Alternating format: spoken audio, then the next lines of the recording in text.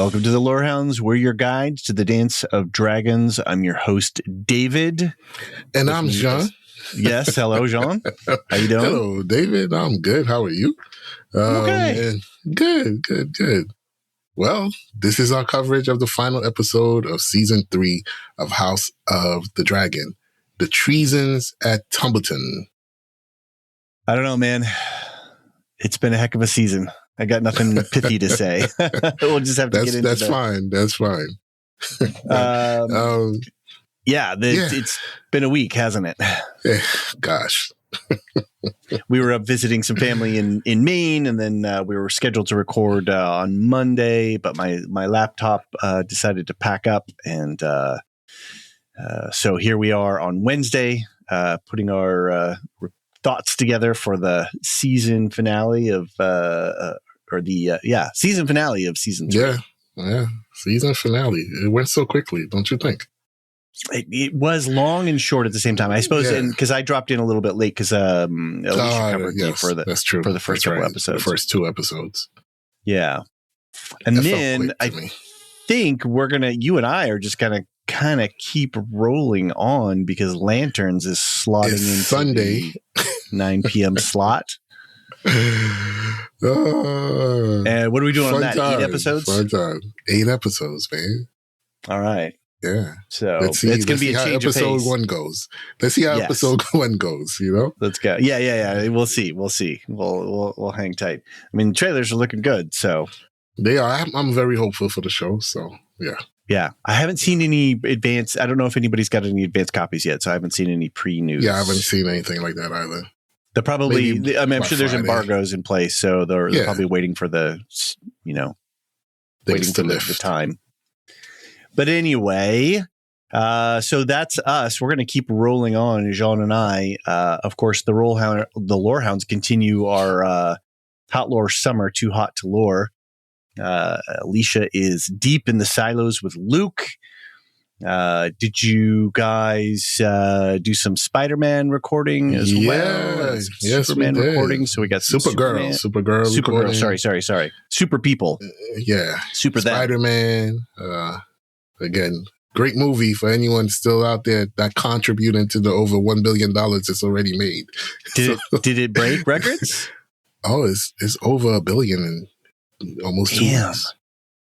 That's crazy. 1.2 as of Monday, I think. I don't think we talked since you saw it, so I'm going to have to check in on the pod. Yeah, check it out. It's amazing.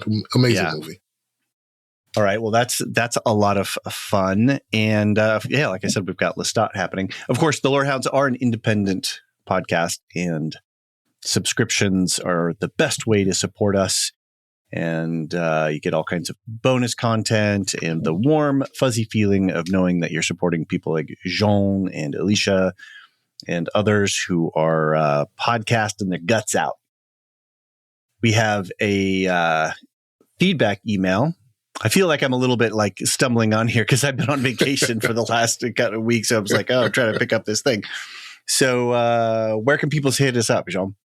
Yeah, you can contact us at hotd@thelorehounds.com.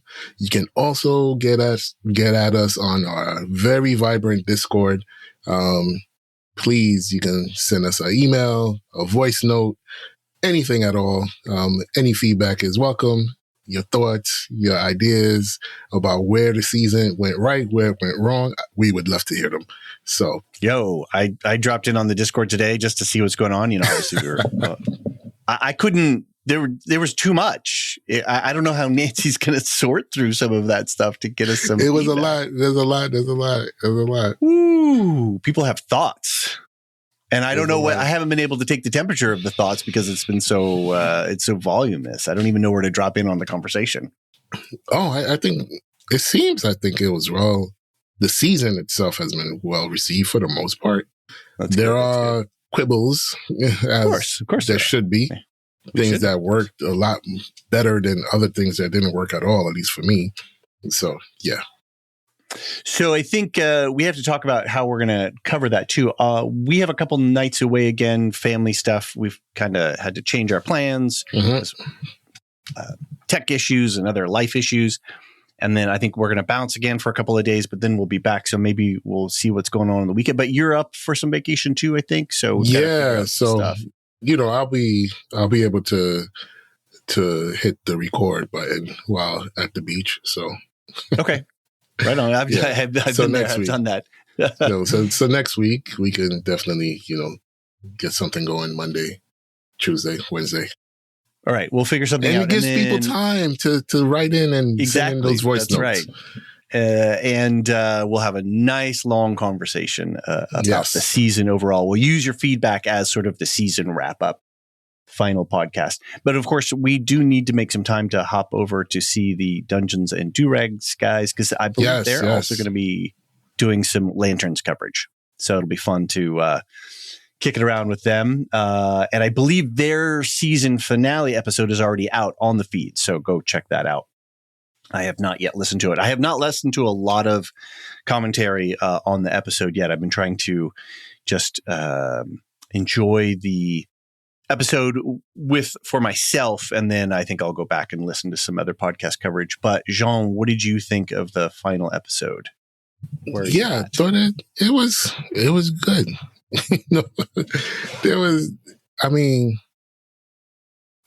Just this episode, right? Like we're not doing the season recap. Just this episode. I thought this episode, again, some really brilliant scenes. The fight sequences were, oh my gosh. And there are things that I would probably remember, years from now when I recall this show from this particular episode. Right. Stick with you. So, yeah. So I think they ended it as, like we spoke about it. I don't think they could have wrapped up everything in a nice little bow. But what they did wrap up, I felt really comfortable with. So I was happy at the end of the episode. You were satisfied. I was. And, we'll talk about it, but they did the thing that needed to get done for me to be happy. Right. So once that happened, I was like, okay. Oh, do you mean this? Here. That's a proper fucking by the north. By the north. Is that the thing that needed to get done? That's the thing that needed to get done. Yes, that is the thing that needed to get done. Absolutely. I'm sad that we're not going to have Ormond to kick around next I am season, not. But maybe they'll come up with there's plenty of bad guys in Westeros. They'll find somebody else. Gosh, well, yes. Next season it's going to be Aegon and Aemond, right? That's the tracks that they're laying, because we'll get into it, but we only did a quick brief check-in with those two guys, and they're about to have two dragons and having probably going to go stomping around the kingdom. Yeah. Messing some stuff up. You're not saying nothing. What about you? You probably know something. No, what I want to see is how they do it. Like I just keep going back to adaptations. You know what I mean? Right. And at this point, there's so much that is not in the book that they've shown on screen. Right? The story is their story now. This is their story, and I am not in the business of anymore looking for book threads to guide me into how they're going to do the story, if that makes sense. Right.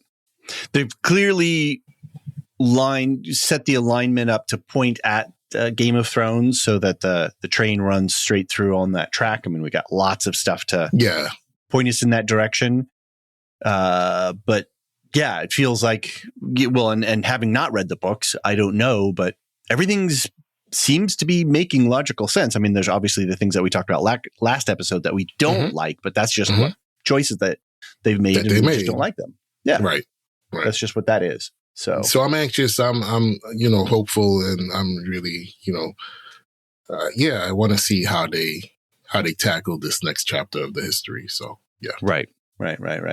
Well, I was overall satisfied as well with this as a season finale. I don't know about, the debate. Oh, should have the Battle of Tumbleton been the penultimate? And then we have the aftermath, or the denouement here. Is that the right place for the denouement, as John once called it?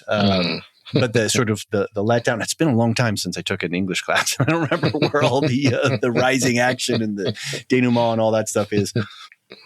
But, oftentimes we get that peak. It's, at the second to the last, and then, they get the consequences.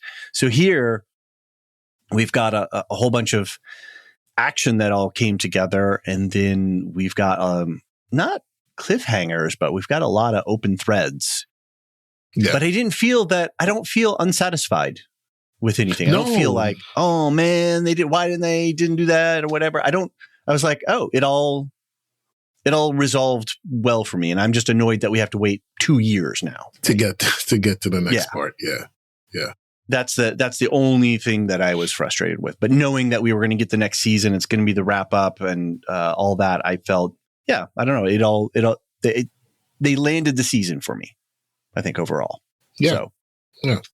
There was some beautiful cinematography in the episode as I was watching today. There was just this incredible shot of Aegon and Aemond and of Rhaenyra and Helena and just some really, really beautiful stuff. And again, all the dragon work was pretty good. And the acting this episode, Emma Darcy and Matt Smith are just, just incredible sets of performances that they're putting out. I loved all the humor that was scattered throughout the episode as well. Like really horrific stuff going on in this episode. And yet they were able to find the little brief moments to give us a little levity and a little gallows humor in it as well. I liked that there was a smart use of a dragon, right? They just didn't, nuke all of Tumbleton, just hit the main gates. Right. Right. Like a dragon doesn't always have to be a blunt weapon. It can, it can be a little bit more surgical. And I liked it to see that there was a little bit more thought about how a dragon was used in a limited capacity. I do have to say that I think the Roxton Daemon fight kind of makes my case, kind of proves my point about the Kristen Cole Daemon, fantasy matchup. I would disagree. Roxton's that heavy, stocky, yes, bodybuilder type fighter. I think Cole, I think there's some similarities, I think, in their physicality and their fighting styles. And Daemon did not fare well in that fight. Oh, no, he did not. He got his ass kicked. He got his ass served to him. He got his ass kicked. He got a proper ass whooping. So, but that was a good fight. That was a really good fight. Really good fight. And I wasn't necessarily expecting that one to be there. And so I again, like I felt that was pretty satisfying. Where I wasn't satisfied, when I was actively disappointed, was that Black Alley didn't get anything except for like one snarky line in the War Council thing where she was like, oh, well, keeping the queen's moral upstanding, that sounds boring. And I was like, and then I think we saw her like one other point that was really disappointing. I was really hoping to see her get some more action scenes. So did she get an arrow in somebody? Nope. Not that I saw. I think we saw her twice on screen, and neither time it was any real fighting. She didn't do anything really fun, so that was kind of a bummer. But anyway, that said, I think the thing that really brought the episode around for me too was the music at the end. That sort of haunting. I've got a couple of music clips. We'll listen to that when we get to that part of the scene. The episode breakdown, just to check in on a couple of things. And I was just thinking, I was trying to do my, like, oh man, just talk to Mark about, more music things again. Cause it was really interesting, how the melody, I think that's the right word. The melody was constructed for the closing music. So it was really good. So yeah, I think overall I was satisfied with the episode, and I thought it was a good conclusion to the season. As a non-book reader, screen-only guy, I don't have any problems with this. I've been really satisfied. And now we just got to wait 2 years, which is the annoying thing. All right. And I think we're going to have to make everybody wait here a little minute before we get into the episode breakdown, because we're going to take our first commercial break. So when we come back, we will go through the episode. I've got it. I did another sort of modified outline where it's mostly by location. So we'll talk about the Red Keep, then we'll talk about Harrenhal, and then we'll focus in on Tumbleton, and then we'll sort of talk about all the character beats and by location, I think is going to be the easiest way for us to do this. So we will be right back.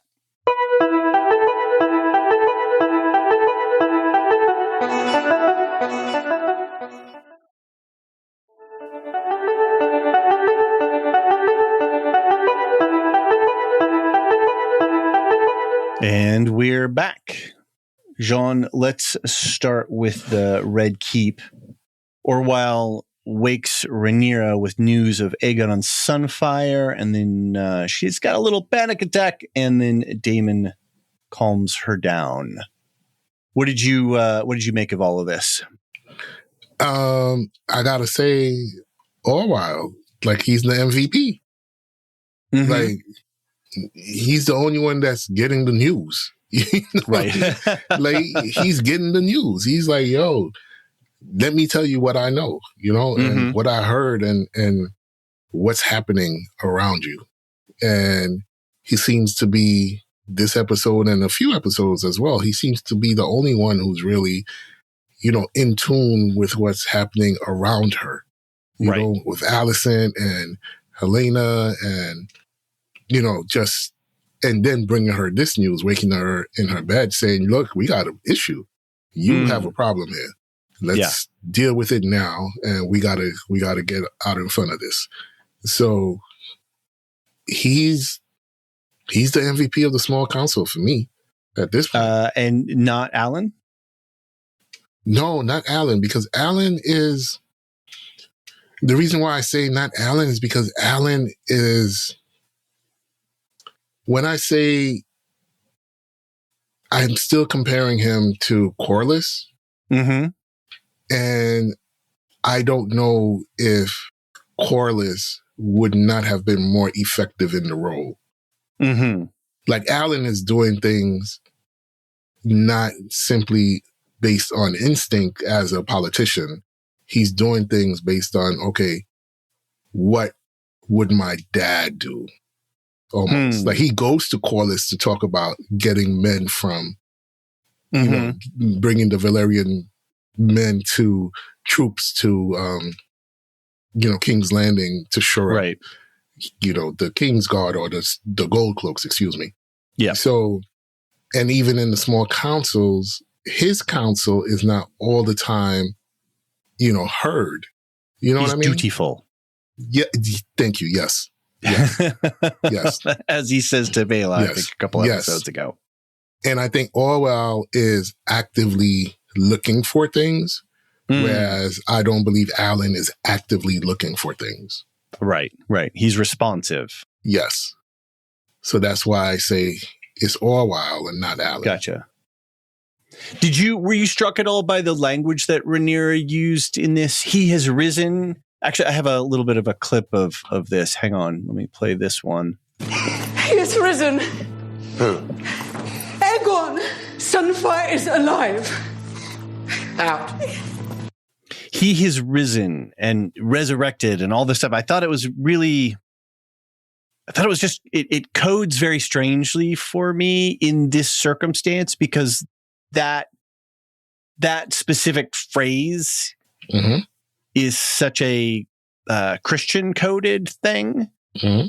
So it struck me interestingly, and I was like, are they intentionally trying to say something here, or is this just a trick of, you know, language thing? I don't know if it caught you at all. Then when she said it, and then immediately Daemon goes, who? She says, Aegon, Sunfire is alive. Right. It's like, is she talking about Aegon or is she talking about the dragon? Both. Right. So I think it's the recognition that the Dragon King is alive. Right. If Aegon had no dragon, I don't think she would say Aegon. I don't think it would come across to me the way that it did. Right. Because the implication is, to me, it felt like it was more about Sunfire. Interesting. Like the reverence was towards Sunfire, not Aegon. Interesting. In the He is risen. Okay. Which is an interesting thing, because then it sort of calls back to the title of the last episode, of episode 7, which is A Dragon in Winter. Mm. So a dragon in winter. Well, what's winter about? Oh, well, it's that's a time of, you're closed in, you're hunkered down, you're repairing yourself. I don't know, something like that. You're asleep. And here we have, Sunfire resurrected, right? And risen in a new day. So it's interesting. No, I'm just, when the Targaryens specifically and the people around them at this time, the reverence is not for the ruler. It's for the dragon rider. Okay. You know what I mean? Mm-hmm. So I think when we hear that, for me, when I hear that phrase, it's not about the man, the person, the human. It's more about the human in connection with the dragon. Like that is the power that we're talking about that's risen. Right. Got it.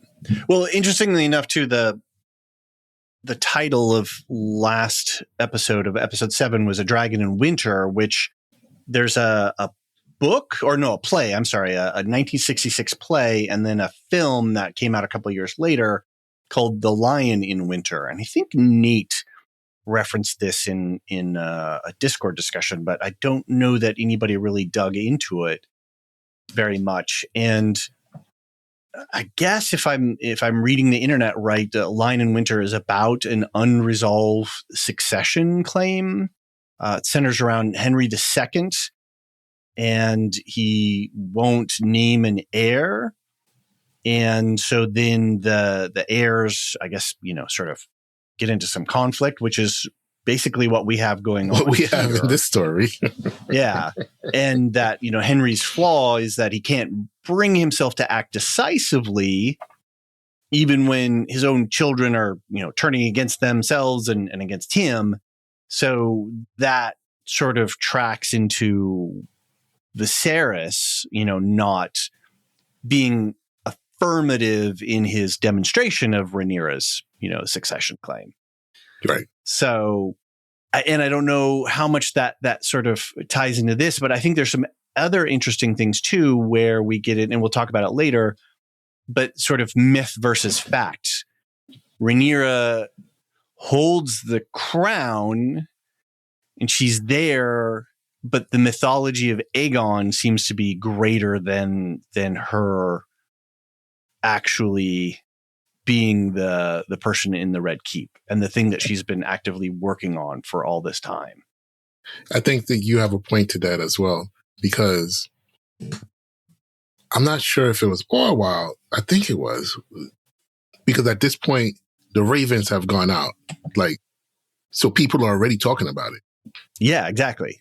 Right. So in this sense, and these are people of the Seven, right? That's the faith that they believe in. So they could take this as a sign that the gods are on his side, right? Mm-hmm. Yeah. Our gods are on his side. He is risen, is what she's saying. But again, it's not, you can't divorce it from Sunfire, to me. Right. And that's interesting, where it gets into then the sort of the theology. I don't know. We'd have to talk to Anthony or somebody about this, I guess, maybe. What is the theology of the Seven in the sense of what do the Seven promise you? And what is the, I don't want to say the purpose of the religion, but I guess some of the tenets of the religion and they don't, there's no real, the risen thing is just so coded Christian for me, and the resurrection it of definitely Christ, is. right? Yes. But they don't have that mythos there, right? That they don't have a resurrection story as part of their theological conversation, right? They have the many-faced god of the seven, and then the old gods, which are pretty mysterious and a lot's probably lost to history. But they do have the sense that people are favored and chosen. Mm-hmm. Well, any ruler wants that, right? Yeah, but the faith in particular, right? We're talking about the faith of the seven. They believe that people are chosen and favored by the gods. And the small folk believe this. Right. So I can understand the exclamation that he is risen. But would she have said something in those veins if Sunfire had remained dead? Yeah. Or would it have been just, would it have been just, Aegon's alive. Aegon's alive. We got to go kill him. You know what I mean? That's interesting, right? Yeah. When you actually say the words Aegon's alive versus Sunfire is risen. Yes. Right. That's interesting. Because there's such symbolism to seeing Aegon riding Sunfire again, both return from, you know what I mean? Like, and everybody, there was confirmation that Sunfire was that they were even dead. Selling tickets, right? Touch the dragon for a copper. We'll touch the dead dragon. Right. Right. So Sunfire literally is risen from the dead. Yeah. With a snarly face. There was one thing that I thought was really interesting when we see Daemon getting dressed. Mm-hmm. There's a moment where he's facing his armor, his empty suit of armor as it's on the little stand. And what was interesting was that his eye line matches the eye line of the armor. So he's lined up, right? So he's the man standing outside the armor, right? And we often talk about in sort of armchair psychology ways, you have your armor that you put on and the face that you show to the world when you go outside. You have it's so hard for me to be intimate because I have all this defensive stuff, this armor on, right? So we use that metaphor in common conversation.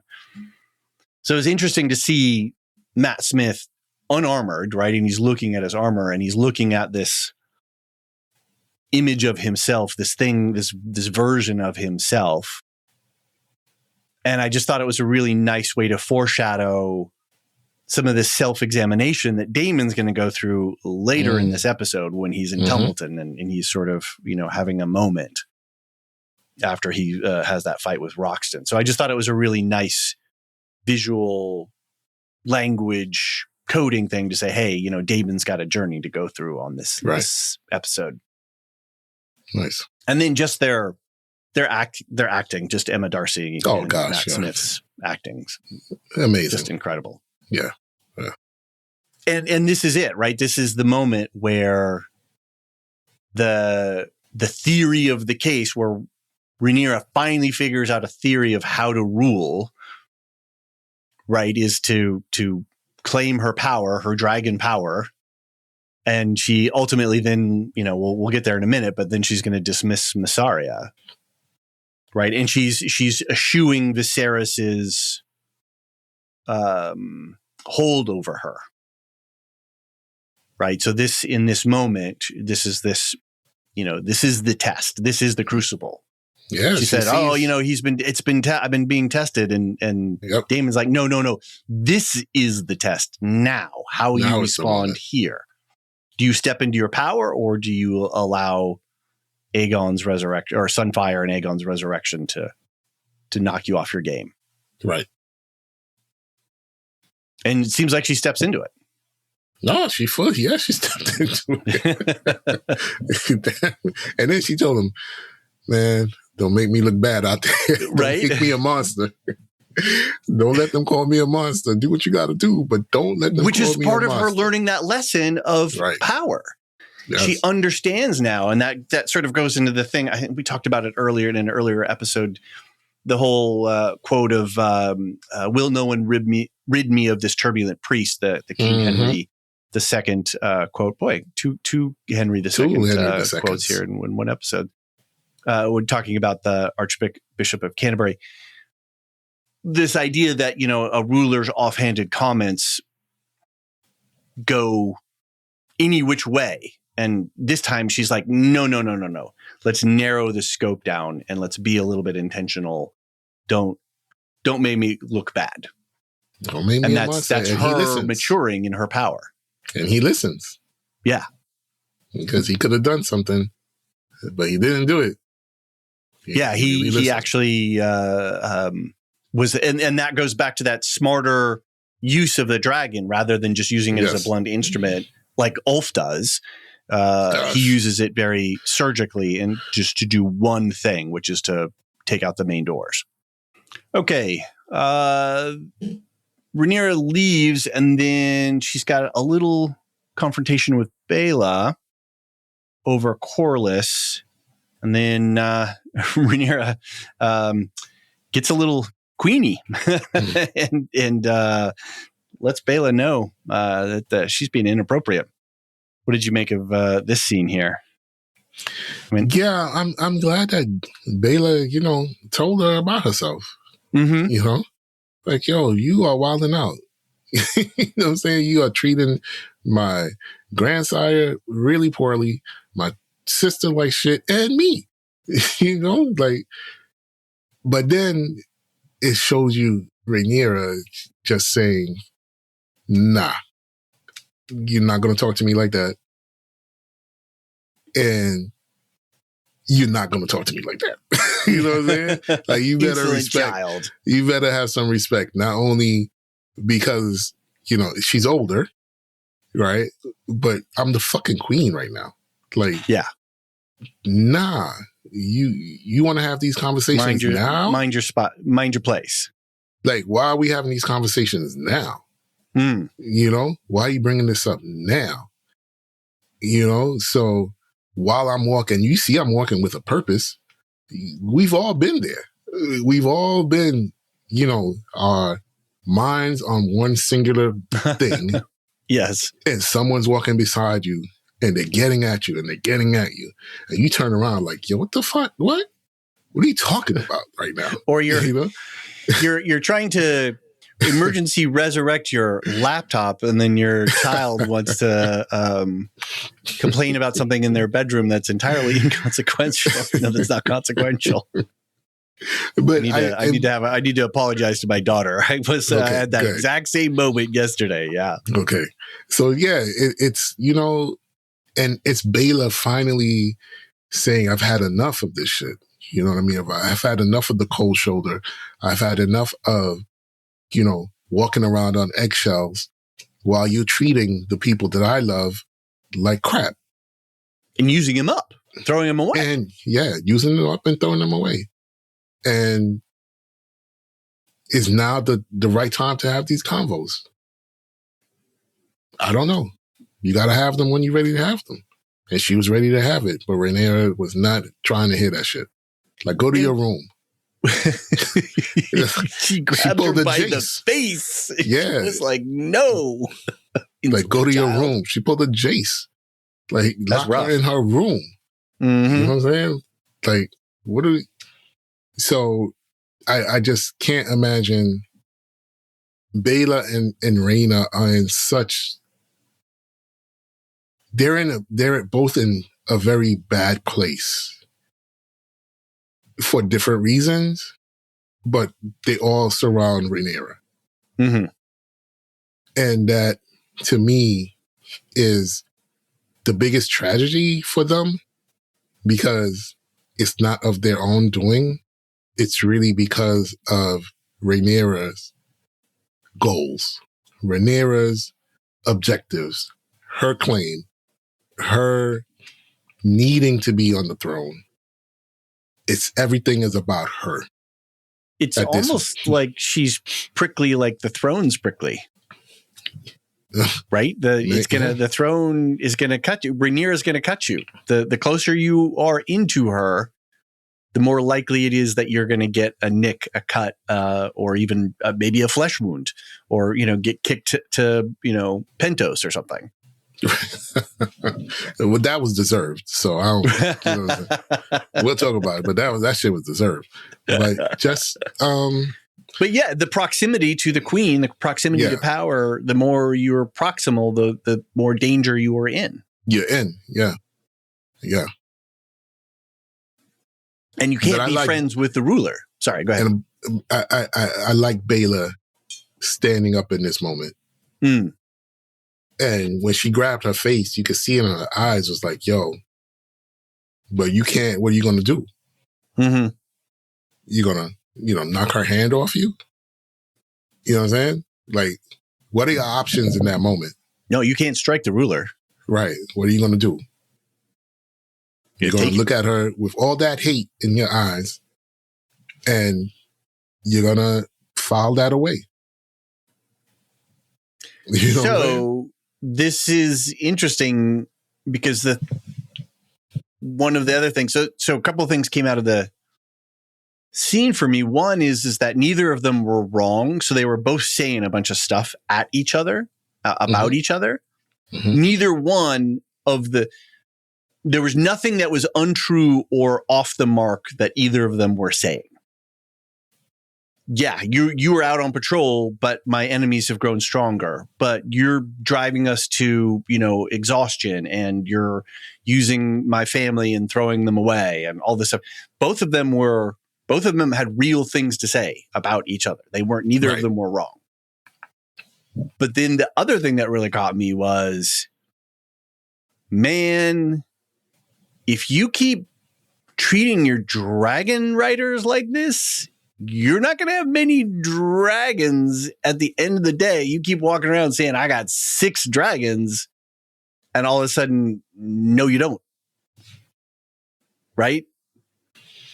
So I don't know what obviously we had the dragons. The test of the dragon seeds was, did the dragons burn you up? Right? We didn't do a psychological profile. Do you have the temperament? Are you somebody who's going to follow orders under duress? Like before we put somebody in the fighter in the cockpit of a multi-million-dollar fighter airplane, they go through a lot of training and a lot of preparation to make sure that they're going to do what they're ordered to do when they're ordered to do it. Instead, now we got a bunch of dragon riders who got a bunch of hurt feelings and aren't going to be very happy when they're called upon to snap to attention and follow the monarch's orders, right? Like, I think I don't have doubt about Bayla, coming to her aid, because coming to her aid is coming to her father's aid. I don't have doubts about Bayla. Everybody else is suspect. Big time. But everybody else has been treated badly in one way, shape, or form or another. Right. They've all been treated badly. All of them. Bayla included. They've all been treated badly. Yeah. So, and this is, so we won't see any more of Bayla or Reyna until next season. So this is sort of the end of their... She locked her in the room. Storyline. She's locked her in the room. Go to your room. Crazy. Yeah. Yeah. And anyway, we can talk more about it, I guess, on a season wrap, sort of where we feel those storylines are. But yeah, I mean, we were, I think, pretty clear last episode that we're both disappointed in some of the directions that some of these, absolutely, yes, what they're doing with these characters. Yes. But another character who is we're not going to see much from. No, who knows? We'll see. We didn't see her on the boat, so we don't know. But Massaria is dismissed. She didn't get on the boat. She's done and heading supposedly off to Pentos. The thing that came into my mind here was like, okay, you played the game and you lost, but she's so lucky. She is so lucky because another ruler would have put her down in the dungeons. Yeah. Chained up or even if they were allowed to keep their life. But Massaria is lucky that Rhaenyra spared her, right? That you play the game, What was it? The Game of Thrones thing? You play to win, and if you lose, you die, kind of thing, right? That's from Game of Thrones original series. I mean,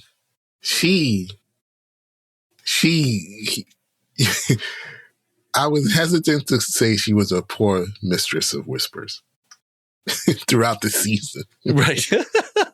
I hear. I was Nate like, give her a chance. Yeah, give her a chance. She's just getting started. She's just getting started, getting her feet wet, making her connection. I was the guy who was saying no.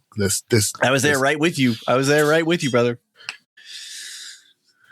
Once Orwell came through with the news that Aegon was alive, I said, God damn it. I said, God damn, this guy is the maester and the master of whispers. He knows what's going on. Right. He knows what's going on, and she does not. That, Nate, apologies. You called it. For those who don't know, Nate is a very active member of our Discord. Thank you so much.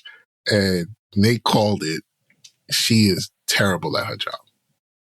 And I think and then tried to make it, tried to put herself into another position. Yeah.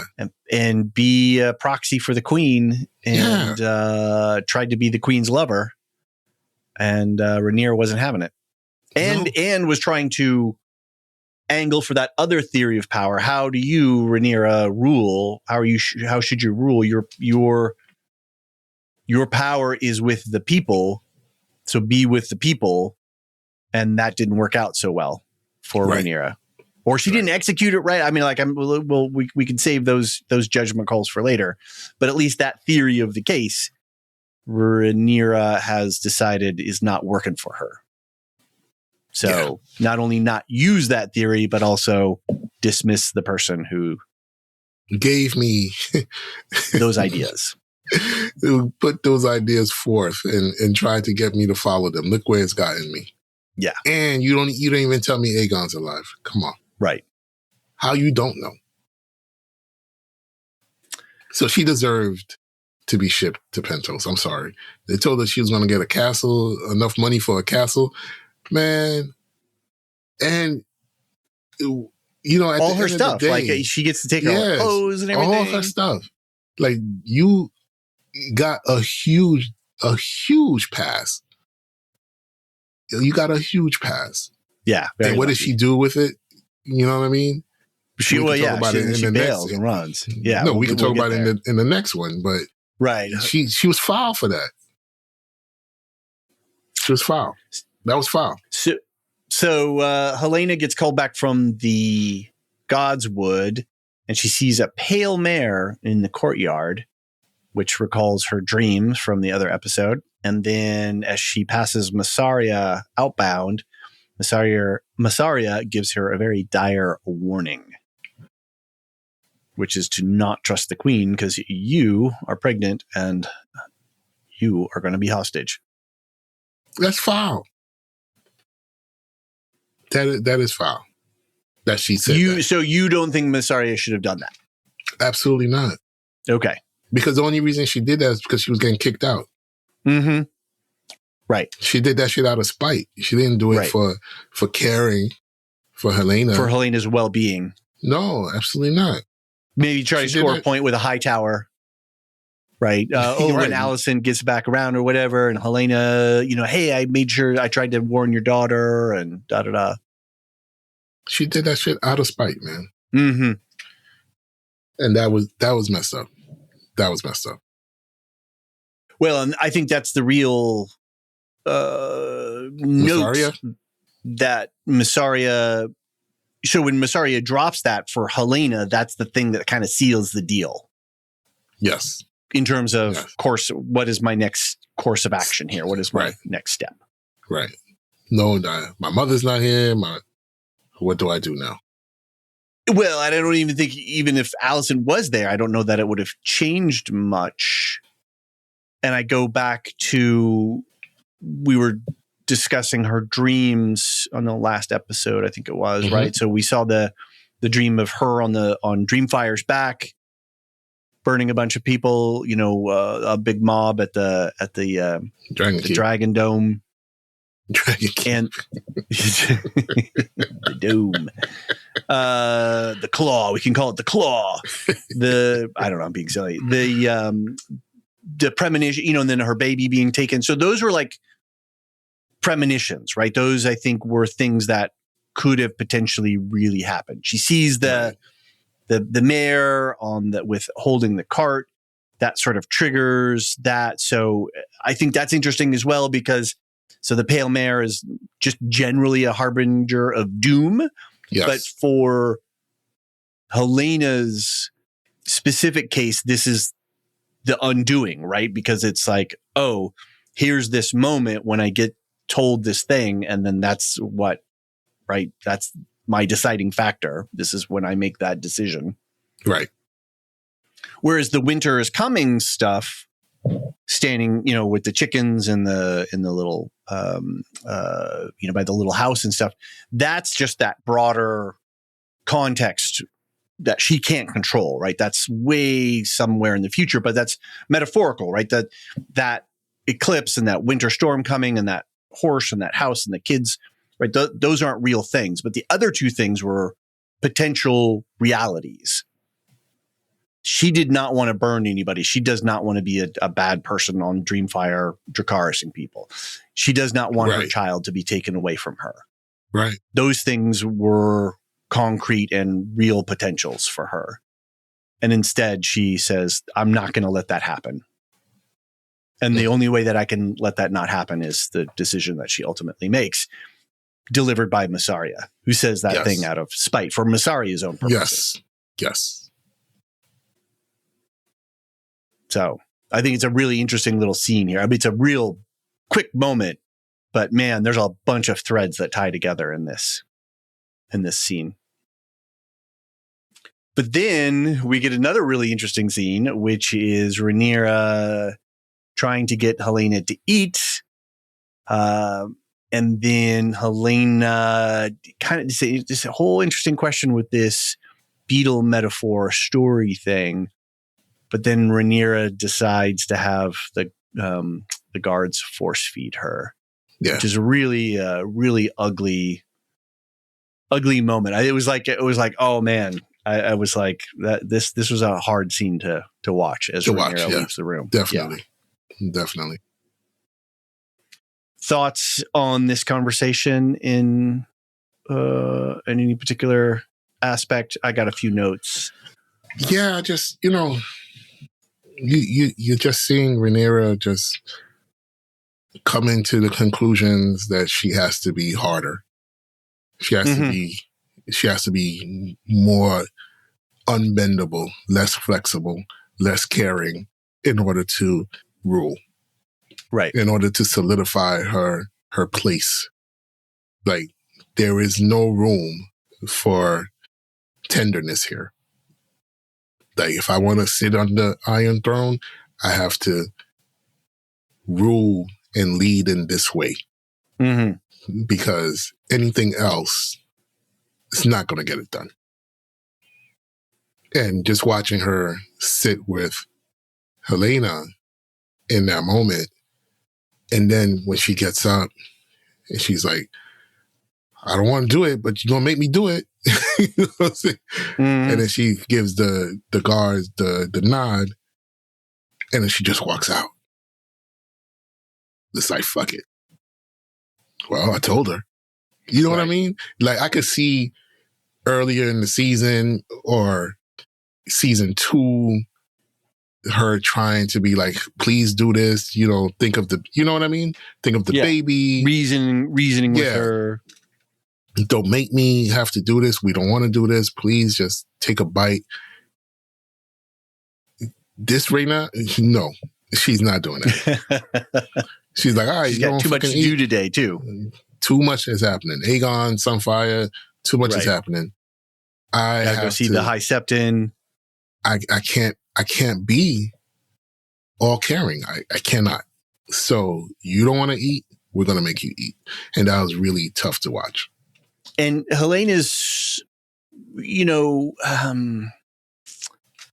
she's she doesn't have a power base. She's not like a Valerian who's got, a noble house and a title and a noble bloodline, or the commander of the guards, or, master of whispers or anything like that. She's just this gentle child that she's happens to be proximal to power. And she's power herself. She's a Targaryen. She's a Targaryen born. She's married to was the queen. Right. But she doesn't want to herself. She's never going to exercise any of that power. Exactly. She is never going to go, hey, I have my power base. I have my name. I have my marriage. I have my, Queen's Guard. I've got whatever. She's not going to flex anything on anyone. She's I have a dragon. Gentlest of souls. Yeah, she's got a dragon. But when's the last time she's seen her dragon? She can't even get to her dragon. So, it just, again, goes to that thing of you're close to power, and that power is going to mangle you, right? She gets mangled by Rhaenyra. Right. Rhaenyra wants something from her, and she doesn't give it. And so Rhaenyra uses her power on her. And that's what happens to people around Rhaenyra, right? With Corlys, it's a whole other thing, because he has power and he can sort of withstand some of Rhaenyra's movements, but Helaena doesn't have any way to buffer that stuff and absorb that stuff. I think it's just because of her.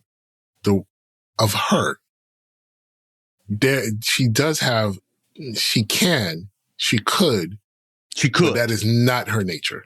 No, exactly. That's what I'm saying. Yeah. Yeah. It's not her nature. She's the gentlest. She is the most gentle of all of these people here. It's not her nature to respond in kind right to unkindness. So interesting thing about the beetle, when she was describing the beetle, it made me think of a dung beetle in our real world, which is a fascinating animal.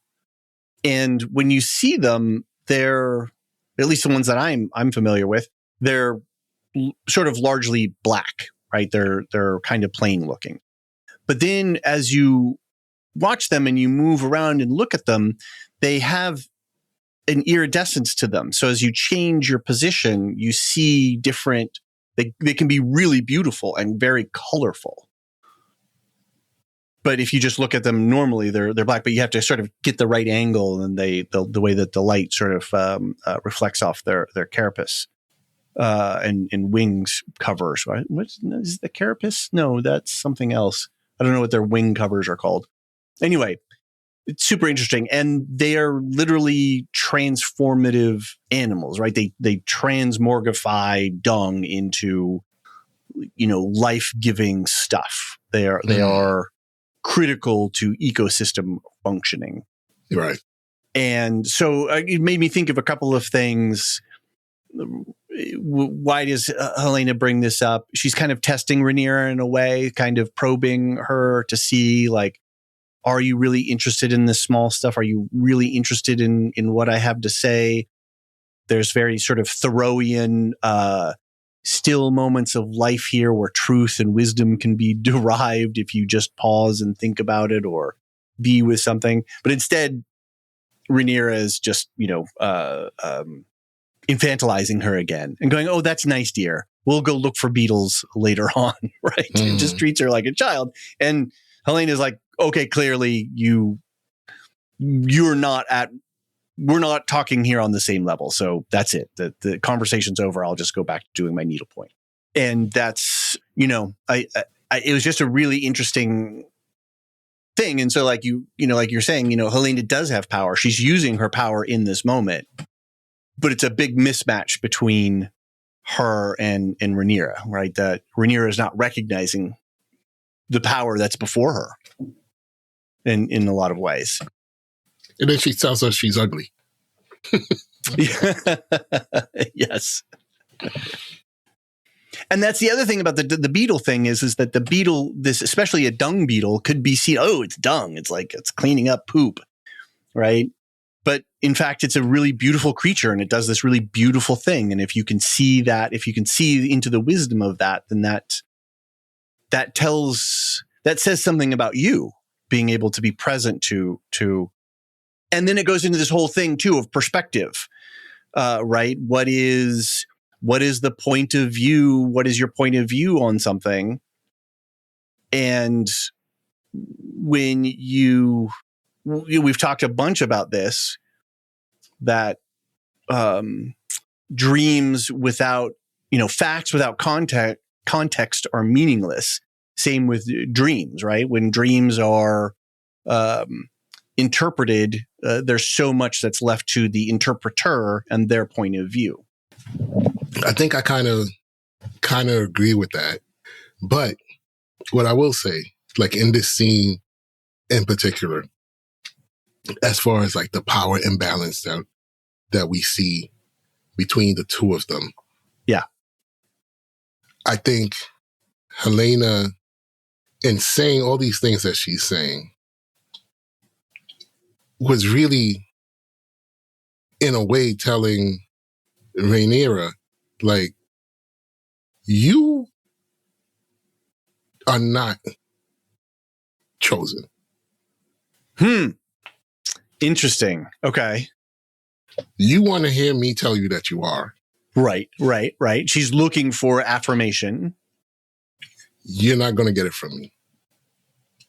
As a matter of fact, I'm going to tell you that you are ugly. Like this whole thing is ugly. And I will not give you the satisfaction to receive from me the blessing or the certainty that you're looking for. That's interesting. That's power. That's interesting. All right. Whether they're facts or not. You know what I'm saying? It's just like telling her, saying, no, you're not going to get that from me. I'm not going to give it to you. And then it's interesting what she does then from that, which we'll get there in a second. But we have a quick check-in with Adam and Alan. Little tension between the brothers here. There's a couple of different scenes, right? There's the Alan meeting the Valyrian troops on the beach, but then there's Adam confronting Alan in the courtyard and basically accusing his brother of being a Nepo baby with ambition. So we get a little tension. Was that? I didn't like Adam coming for Alan like that. Yeah. So do you think that that's coming out of the fact that Adam might be a little heart hurt because Bela lit up when they mentioned him and he was like, "Oh wait, you like my brother?" Or... I'm hoping it's not that. Mm-hmm. I'm hoping it's not that. Because we have two points of conflict now between the brothers. Yeah. Right. Yeah. I just want it to be like, yo, she wouldn't even give us legitimacy. Why are you riding so hard for her? Mm-hmm. Why are you going all out for her in this way? She's like, you can do all the things you need to do, but don't lose yourself, you know? I'm hoping that's where it's coming from, and not that, oh, you got the woman that I love, and now I hate your guts. Right. But that's in there. That's in the mix, no matter what. I know, but I want it to be the other thing more than the love interest part. Yeah. Of it. I think they're intentionally setting up some complex conflict between the brothers here, which, right,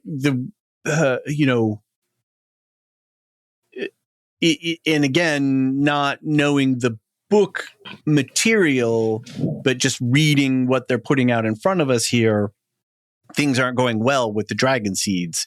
And so, I've been watching, where is Adam's break points? Where is he going to get dissatisfied and upset and start to peel himself away from Rhaenyra? And so we're one more one more piece of that puzzle coming together with the tension with his brother. Right. And like you're saying, oh, well, you're the dutiful brother. You know, like you can have that. I got a dragon. See ya. Right. This duty stuff is for the birds. I don't know. I'm just trying to like highlight the point that Adam he's not going in for the duty thing. No, in the same way that Alan is. And I can respect that, and I hope that's where the story takes them. Right. You know, one who is unwilling to do everything that the queen demands, and the other who's willing to do anything that the queen demands. Mm. And I hope that is the tension point that we, build upon in season 4. Right. It was interesting too to see Alan actually stepping into his power when he was standing in front of the dudes on the beach. He was like, "Yo, I'm your future rular, man. You need to." You said I'm the once in future Lord of the Tides. I am just like, what? I'm the future Lord of the Tides, motherfucker. You better recognize take your hand off that dagger right now. Recognize and realize what's happening here. That's right. And he said it with all the confidence and everything that he has. No hesitation. He leaned all the way in on that. And I think that's part of his growth as well. 100%. This season, to lean into it, as you said, his power. And that actually serves as a nice little scene in that we're getting an expositional moment of, okay, the Valerian troops are here, but how that scene does then double duty, which is later on, Alan's got to do something. And, that's going to mean something. Yeah. Again, very efficient little scene here, a little bit of exposition, a little bit of character development, and then a little bit of prep work for what Alan is about to have to do when we get to the Great Sept, which is our next scene. So let's do this. Let's take a really quick break. And then when we come back, we'll talk about Rhaenyra as the Chosen.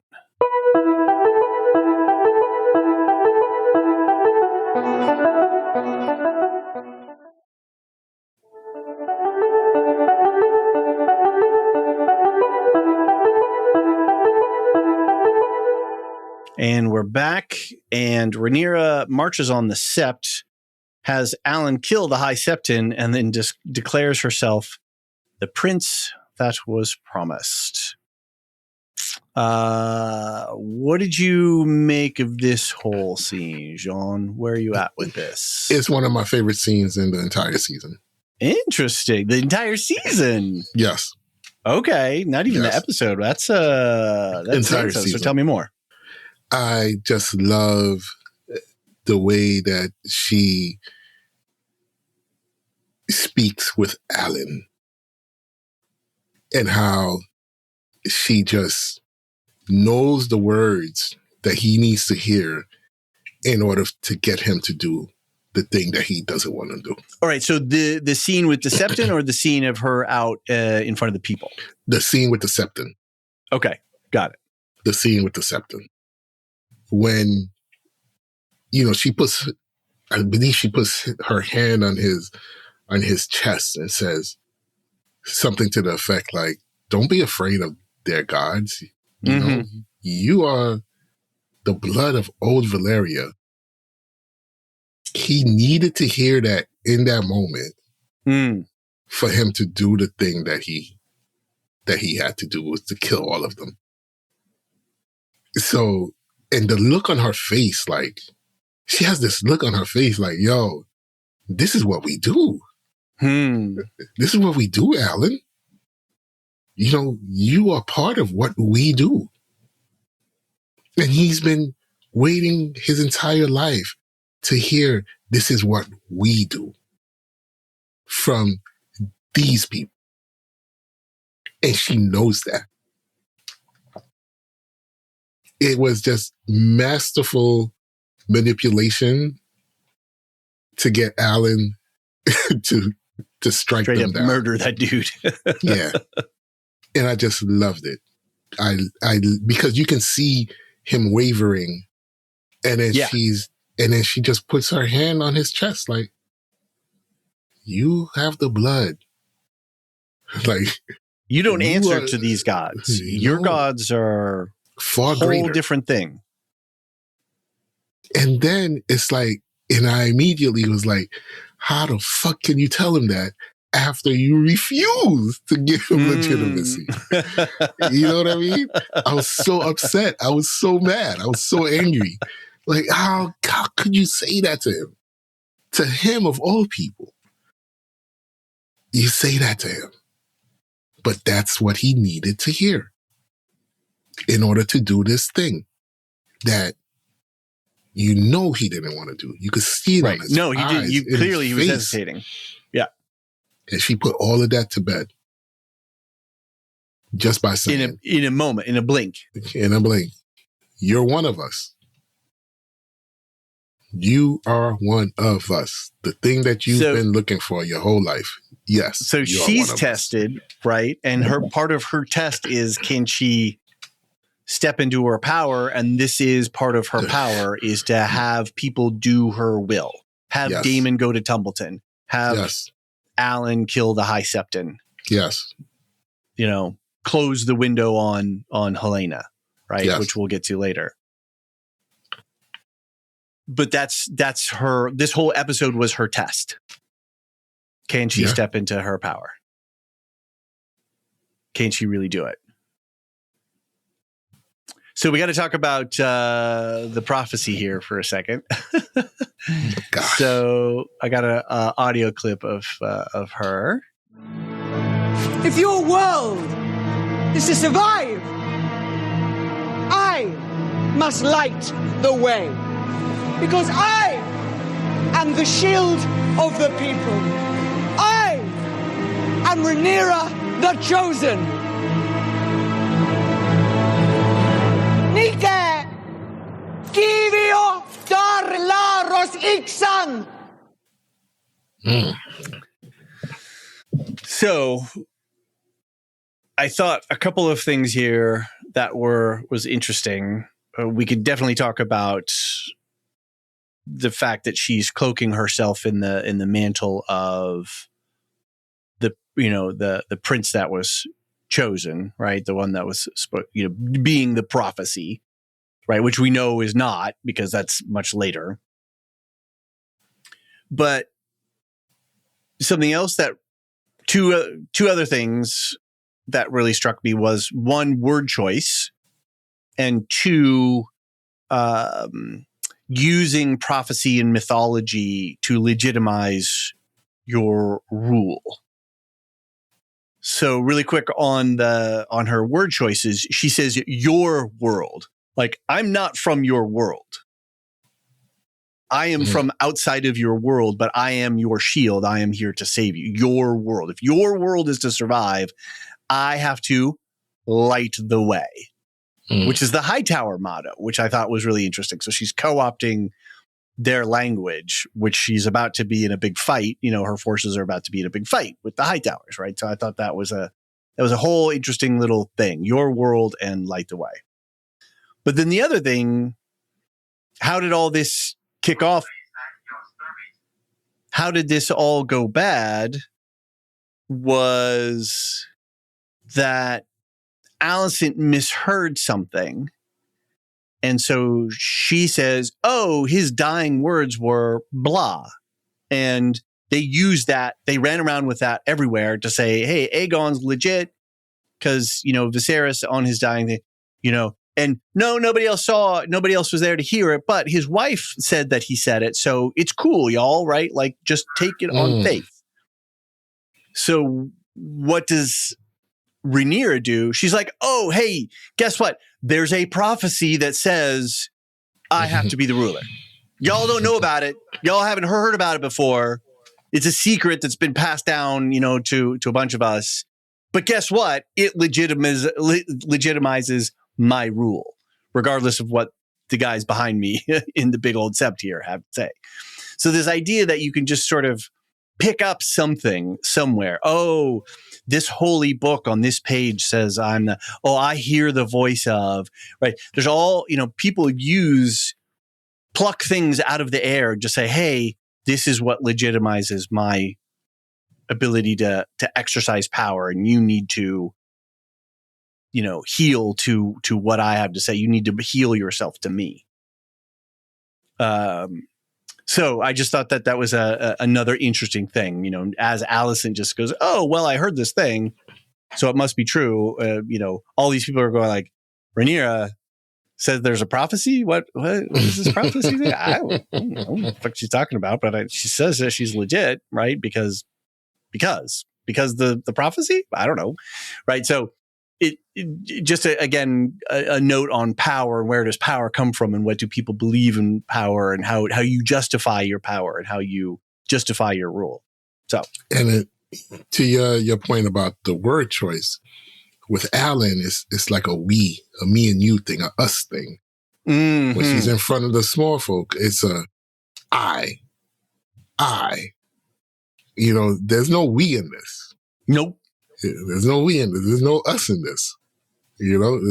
This is a me thing. And again, that just shows the power of words and how you frame certain things to make people see you in a certain way, to make people believe that they are part of something. So, yes, I am the chosen. I am the shield. I will protect you. We've heard that a lot. Yes. Only I can fix it. We've heard that a lot.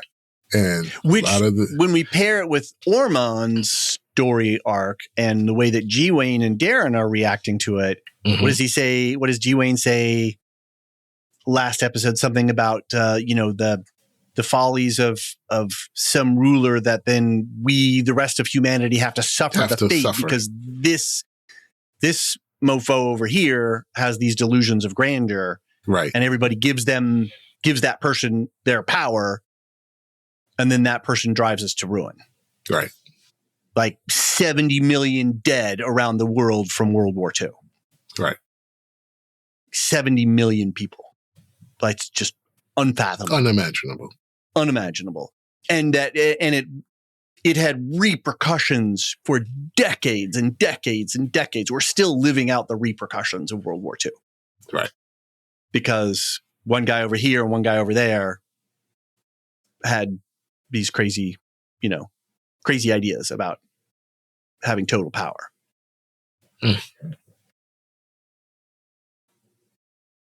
Which then, when we think about Aegon's resurrection and Rhaenyra's legitimacy, right? She just killed the High Septon. She sits on the throne. She commands a whole bunch of forces. There's a whole bunch of forces that are opposing her. And she's the daughter of the king. Why is she daughter of the king? 6 dragons, all that. And yet, here she is having to do so much work to overcome the myth that Aegon and Sunfire are resurrected and legit. Right. The myth of legitimacy. Who decides? Interesting. Yeah. In some cases, we have to wait for an election or something, right? Like to decide. Right. To decide. Meanwhile, terrible things are happening right now. Right. So yeah, it's a tough question. That can be a very tough question. Let's talk about another tough question, which is Helena's death and her aftermath. She's working on her tapestry and jumps out the window. I'm glad that we don't see it. Yes, and so this is the final scene of the episode, but we're obviously dealing with it now just to wrap up the King's Landing Red Keep subsection. But then Rhaenyra, as she looks down, she closes the window. and I thought is very much, for me, I mean, it's not a door, it's a window, but she closes it. It's like a door. It's very much what Alicent had said to her. Like, you need to be able to compartmentalize yourself as the ruler. Right. And she does that very clearly in this scene. But she made one huge mistake. What's that? She didn't finish viewing the tapestry. Okay. She only stopped at the one picture of herself. Yeah. Was that her? Like, or was that, I was like, is that Aemond? I don't know. No, I thought it was her. Yeah. No, I think it's canonically her, but I was like, in the moment I was questioning it. I was like, oh, okay. Really yeah. And she stopped. Closed the window. Mm-hmm. That's all I need to see. I don't need to see anything else. Thanks. Yep. Don't need anything else. That's it. Nope. That's all I needed. And it's just, wow, just, yeah. I mean, go ahead. Well, I was going to call back to the earlier scene where Rhaenyra and Helaena are talking before the force feeding incident, that Rhaenyra takes away the needlepoint, and then Alicent takes it back, right? Or he drops it on the floor and then she takes it back. And it's just a really nice, from a construction and episode construction thing, they foreshadow the importance of the needlepoint.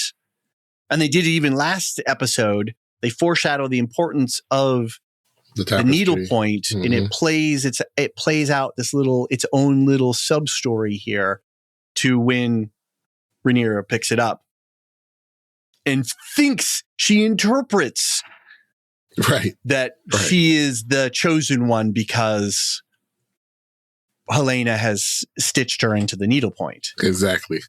But did you see what's behind the needlepoint? Like the outer I don't remember. Illustrations. It's a bunch of dragons upside down and chopped off claws and in fire. Like, what's going on behind her are the death of dragons. Well, she doesn't see that. She doesn't care about that. She only sees herself on the throne. That's single-minded. Yep. But I really like the. Go ahead. No, just saddened by Helena's, death. This is not someone who deserved the things that she endured and could have had such a better life if not for the horrible people that surrounded her. Mm-hmm. Like, she was undone at every moment. Terrible parents. I'm sorry, father was horrible because he wasn't really, at that point, even when they were younger, he wasn't really, married to her brother, her evil brother. Yeah, married her. Just despicable guy. Yeah. It's a really, really sad life that she lived and a sadder death, I think. And then having Mysaria tell her, you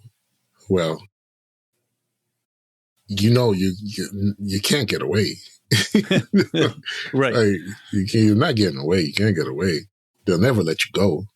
Gonna be a hostage, you or your baby, and all the things that comes with all the thoughts. Just really, I just felt so terrible in that moment. And like you were saying before, she does have power, but she's never going to flex or wield her power. And so in that environment, it's going to crush her. Yeah, that's not who she is. That's not who she is. And these people, knew that and took advantage of it, and in all the worst possible ways. Yep. Yeah. I'm really glad that they didn't show us the scene and they only sort of showed us the aftermath. I think it would have been a hard thing to watch that actually happen. So I thought that was a smart choice from the production team, to not, and then just have the news about it. But I really did like the camera angle, though, that sort of upside down, and like, you're like, wait, what is going on here? And showing us this brokenness of it and the aftermath of it. I thought that was a really, so I thought the whole scene construction was really smart to deal with a very, very difficult situation. A very difficult choice that somebody made with a very tragic and terrible result. And I think in this regard, like, they haven't handled some other things very well in this season and in the show in general. But this one, I felt like, okay, it worked fine for me. Yeah. But then thinking broader about it with children, we've talked a lot about children in this whole show is about children, right? And what do we owe our children? What do our children owe us? What, with nobility, what is you're hereditarily the ruler, and you need to step into this power and become something that you may not have prepared or have we prepared you properly, have chosen this life, whatever, all this stuff. And so I thought it was a really interesting thing here, obviously with this being the last scene of the episode, but then in contrast to how the common children are used at Tumbleton. Right. And setting up, there's children being pawns, children being things that we move around and we position for power. And one of the things that led to Helena's demise is the fact that her child was going to be used against her. Right. Or taken away from her and used in a game that she didn't have control over. And then we see with Daron, right? Allison sent him away in an attempt to try to save his soul, but instead sent him into a worse situation. Then he gets used for, it doesn't matter. He still gets used as a pawn. Still gets used. And now he's got his two brothers pissed at him and with dragons coming for his ass. Right. So that's season 4, right? There's obviously they've left all that stuff open. So it's going to be pretty intense. But anyway, just the whole thing about children and how, and obviously with Corlys and his family and Damon and his children. So yeah, there's all these conversations about children and so pretty tragic here thing. I wanted to really quick, I got a couple of music clips. Yeah. From the ending, since we're talking about the final scenes here, I don't know, should we save it for the end of the podcast, or we'll do it here? No, save it for the end. All right, let's save it for the end. On that note. Yeah. That sounds good. All right, so we'll hold that. So let's change our focus. Let's switch it up and head over to Harrenhal, where Aemon realizes that his mommy poisoned him. And we learn a little bit more about Alice, which is a really interesting point too, right? Because some parent-child relationships can be very nurturing and supportive, and that's what we hope for. But some parental relationships can be very poisonous. Yep. And some people decide that having contact with their parents isn't the healthy thing. So they need to separate themselves from their parent, or, and then there's all kinds of stuff in between.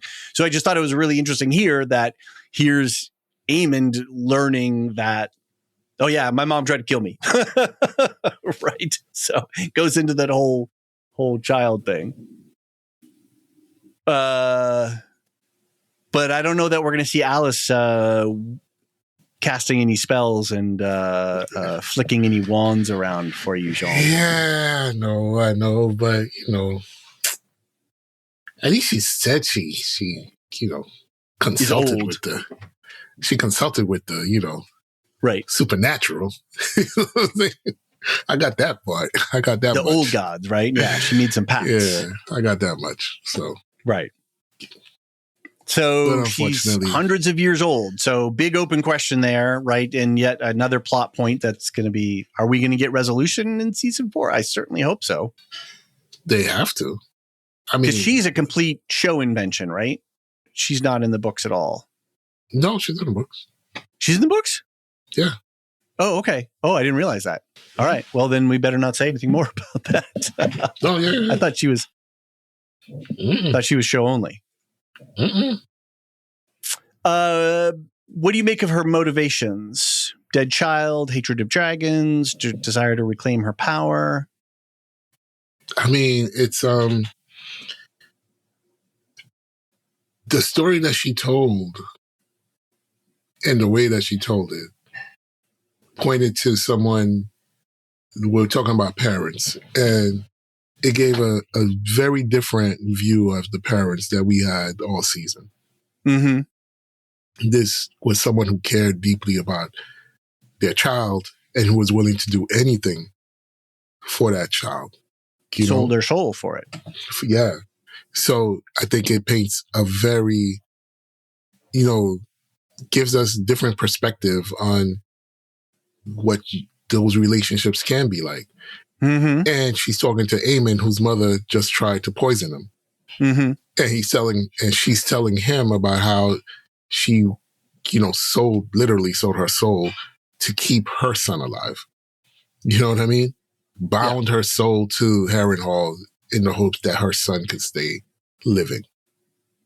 That's, I felt it was a really powerful moment for her and for Aemon.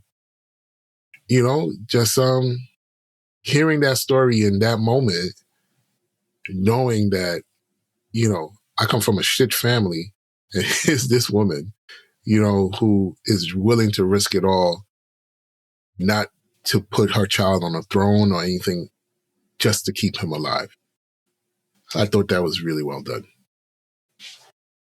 in that moment. So what does that say about Alice's machinations overall? Like what's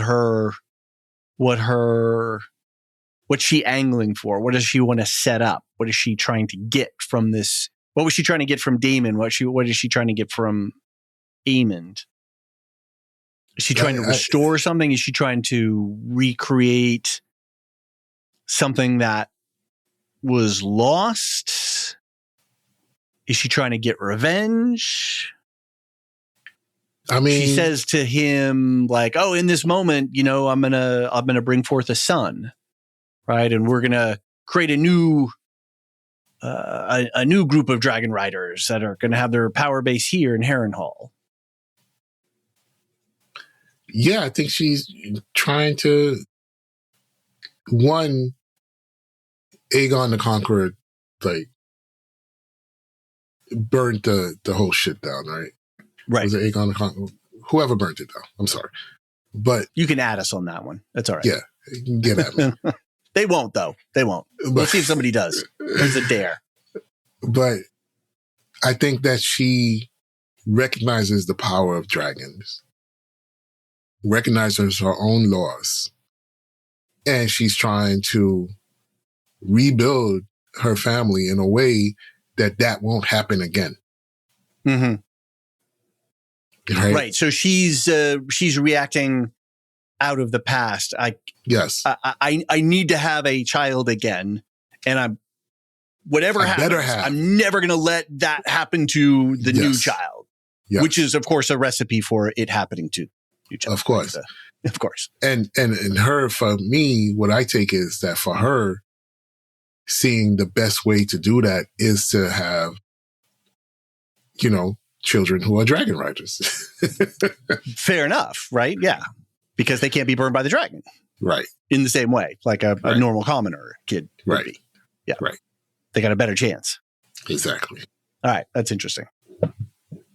So Aemond wakes up and to the fact that Aegon and Sunfire show up at Harrenhal. Do you buy Aemon's face turn? I don't know if we could call it a face turn because these guys they're still heels, right? They're still, they're still the bad guys, but he has a turn. He has an authentic moment of like, yo, I tried to kill my brother. My mom tried to kill me. I realized that I tried to kill my brother. All this stuff is really messed up. Maybe I should rethink some choices in my life so that, oh shit, my brother's here. I'm sorry, brother. You are well within your rights to execute me if you so see fit. Did you buy this change of heart? Did it was the matricide? Was it not matricide, or what is it when you kill your Fratricide? child? Anyway, matricide. Yeah. Well, no, that's when you try to kill your mother, isn't it? Not when your mother tries to kill you. Anyway, whatever. You can add us about that one too. Same email. Just put it all together. Did you buy that was enough of a character moment for Aemond so that when his brother shows up? No. No, it wasn't enough for you. No. Parasite. Okay. Parasite. Interesting. Okay. Parasite. No, it wasn't enough because I don't trust Aemond. Just like I don't trust Aegon. I don't trust either of these guys. They are so corrupted.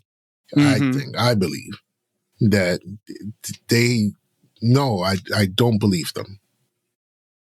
I don't believe him. Aemon, even Aegon tells him we got to go kill our other brother. Mm-hmm. You know what I'm saying? So, and he seems to be okay with that notion.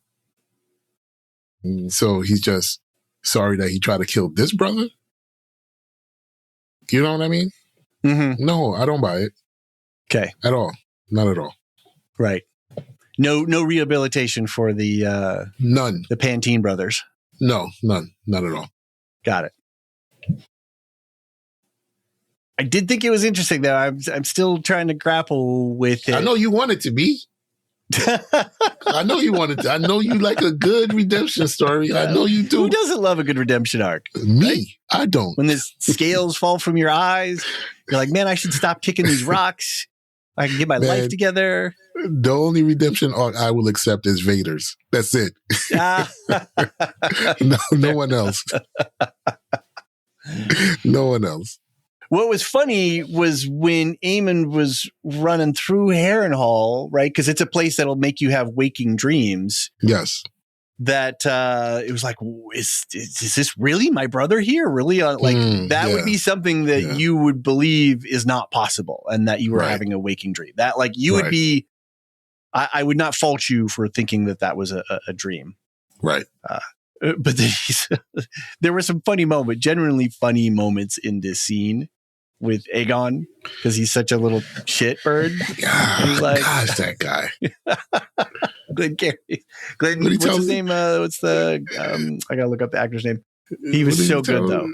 He's I'm alive. It's like that. Tom Glenn Carney. It's like Jack Nicholson. Yeah, right. Exactly. Here's Jack. Oh God, yeah, that was good. So obviously, we're setting up for a big arc in season 4, where the brothers get their dragons and they go stomping around the kingdom, cleaning up their younger brother's uncle's mess. Cool. All right. Well, let's do this. Let's take another quick break. And then when we come back, let's wrap it up with Tumbleton.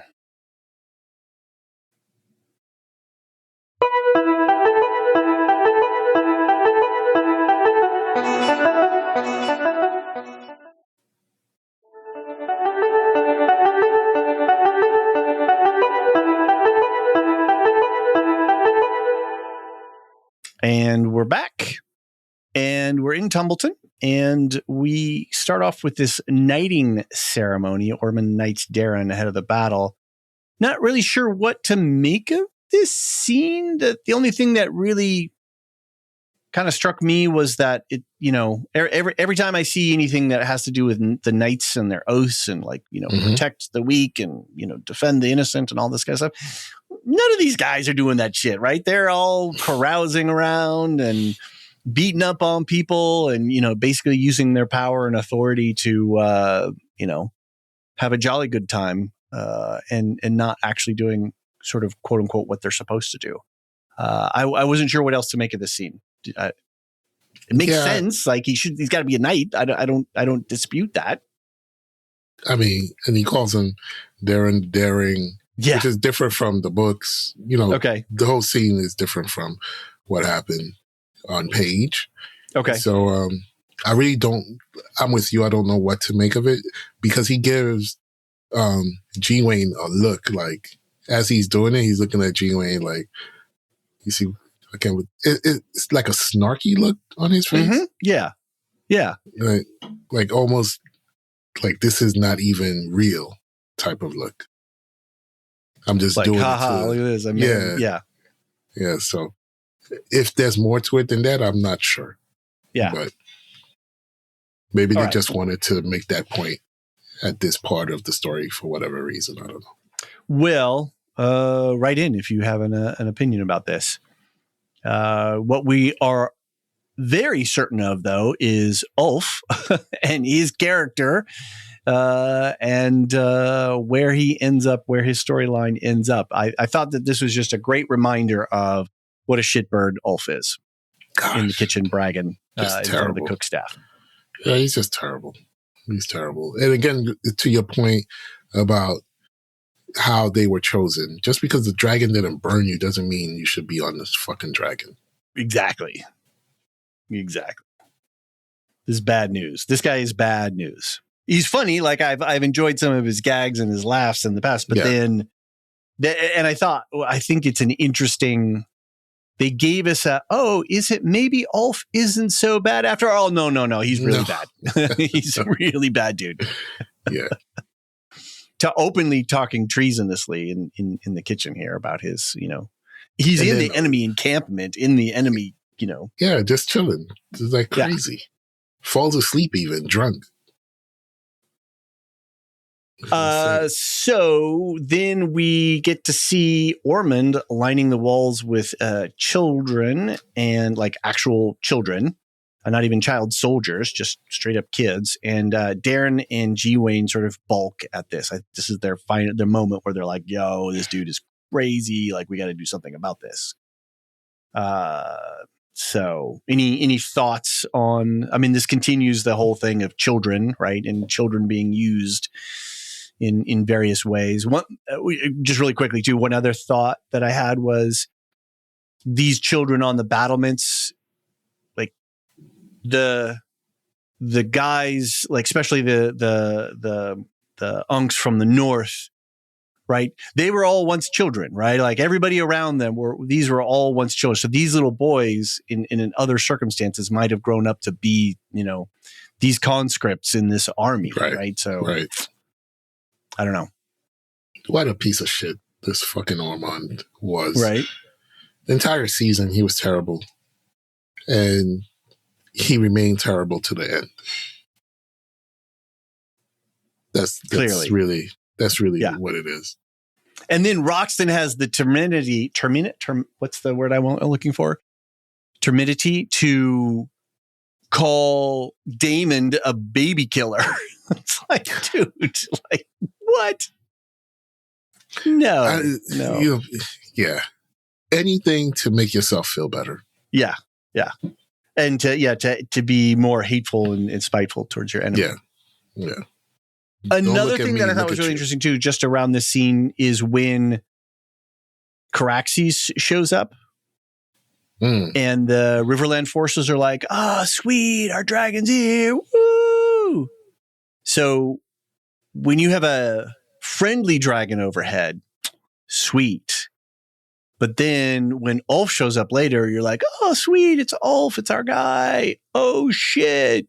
That what was once in a feelings of elation and feelings of power and being invincible turns real quick when you have an army in the open and a dragon with an unobstructed, ability to Dracarys the shit out of everybody on that battlefield.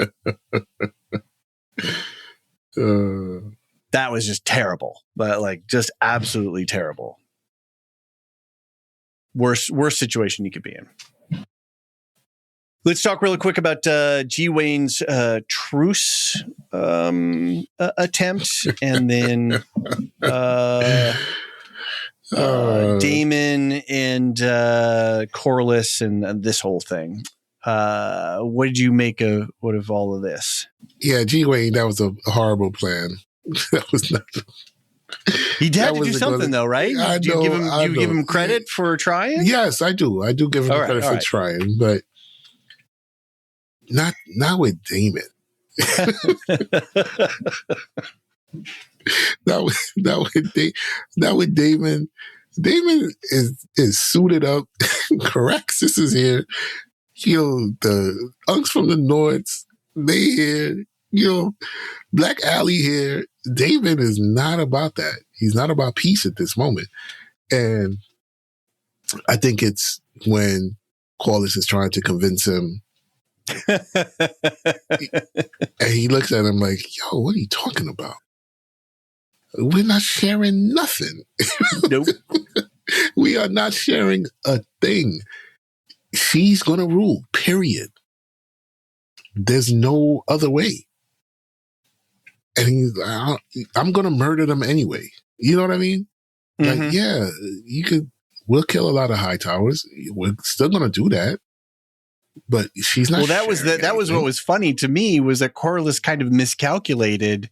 Yes. You're offering Damon peace, a truce, or a mountain of dead high towers? What do you think he's gonna Come on, Corliss. Like, you just really misplayed that. If you wanted him to pick peace, that was the wrong way to frame that argument. That was the worst. Because Damon's going to pick a mountain of dead high towers every day. When is he ever going to pick peace? Exactly. He will never pick peace. The only person who could convince him to pick peace at this moment is Rhaenyra. Right. His queen. His ruler. No one else. He's here for the fight. That's it. Yep. We're committed to this. And this is what we're doing. Period. End of the story. I let you go once, Ormond. I let you go once, much to my chagrin and shame. Mm-hmm. Yeah. Yeah. He's got something to prove now, doesn't he? Yeah. That's for sure. Not doing it again. So this was never going to work out. This plan was never going to work out. Really quick, just to jump back, there's that scene where, speaking of Corliss, when he's sitting, prisoner in the sort of back hallway thing. And what does he say? All I have left is my honor. And I had to. I wonder how many Lorehound listeners out there were chuckling about Corliss's honor in this. How much honor do you really have, my brother? Exactly. Like, come on, man. How much is left in your bank account, in your honor? Like, account? You really can't even actually believe that in your heart of hearts. Come on. You're all out of honor. That check is going to bounce. Just a couple of other funny things. I don't think, what's the Unk's name from the north? Rowdy Roddy or somebody? Roddy Ruin. Roddy Ruin. I don't think Lord Roddy doesn't realize that G. Wayne is not actually a pushover when it comes to fighting. So like, that's a fight that I would like, a straight fight that I would have liked to see between Roddy and G. Wayne. That would have been a good fight. I would watch that with a lot of interest. Yeah, Roddy taking them. Yeah, I don't know. My guy Roddy's taking them. He's taking them. He's taking them. The shoulder just doesn't swing so well, and and he's down in the heat. In the southern part, he's not up in the north. My guy Roddy the Ruin is taking names, and that's it. Kicking so ass. Poor G. Wayne is going to get knocked down, huh? Yes. All right.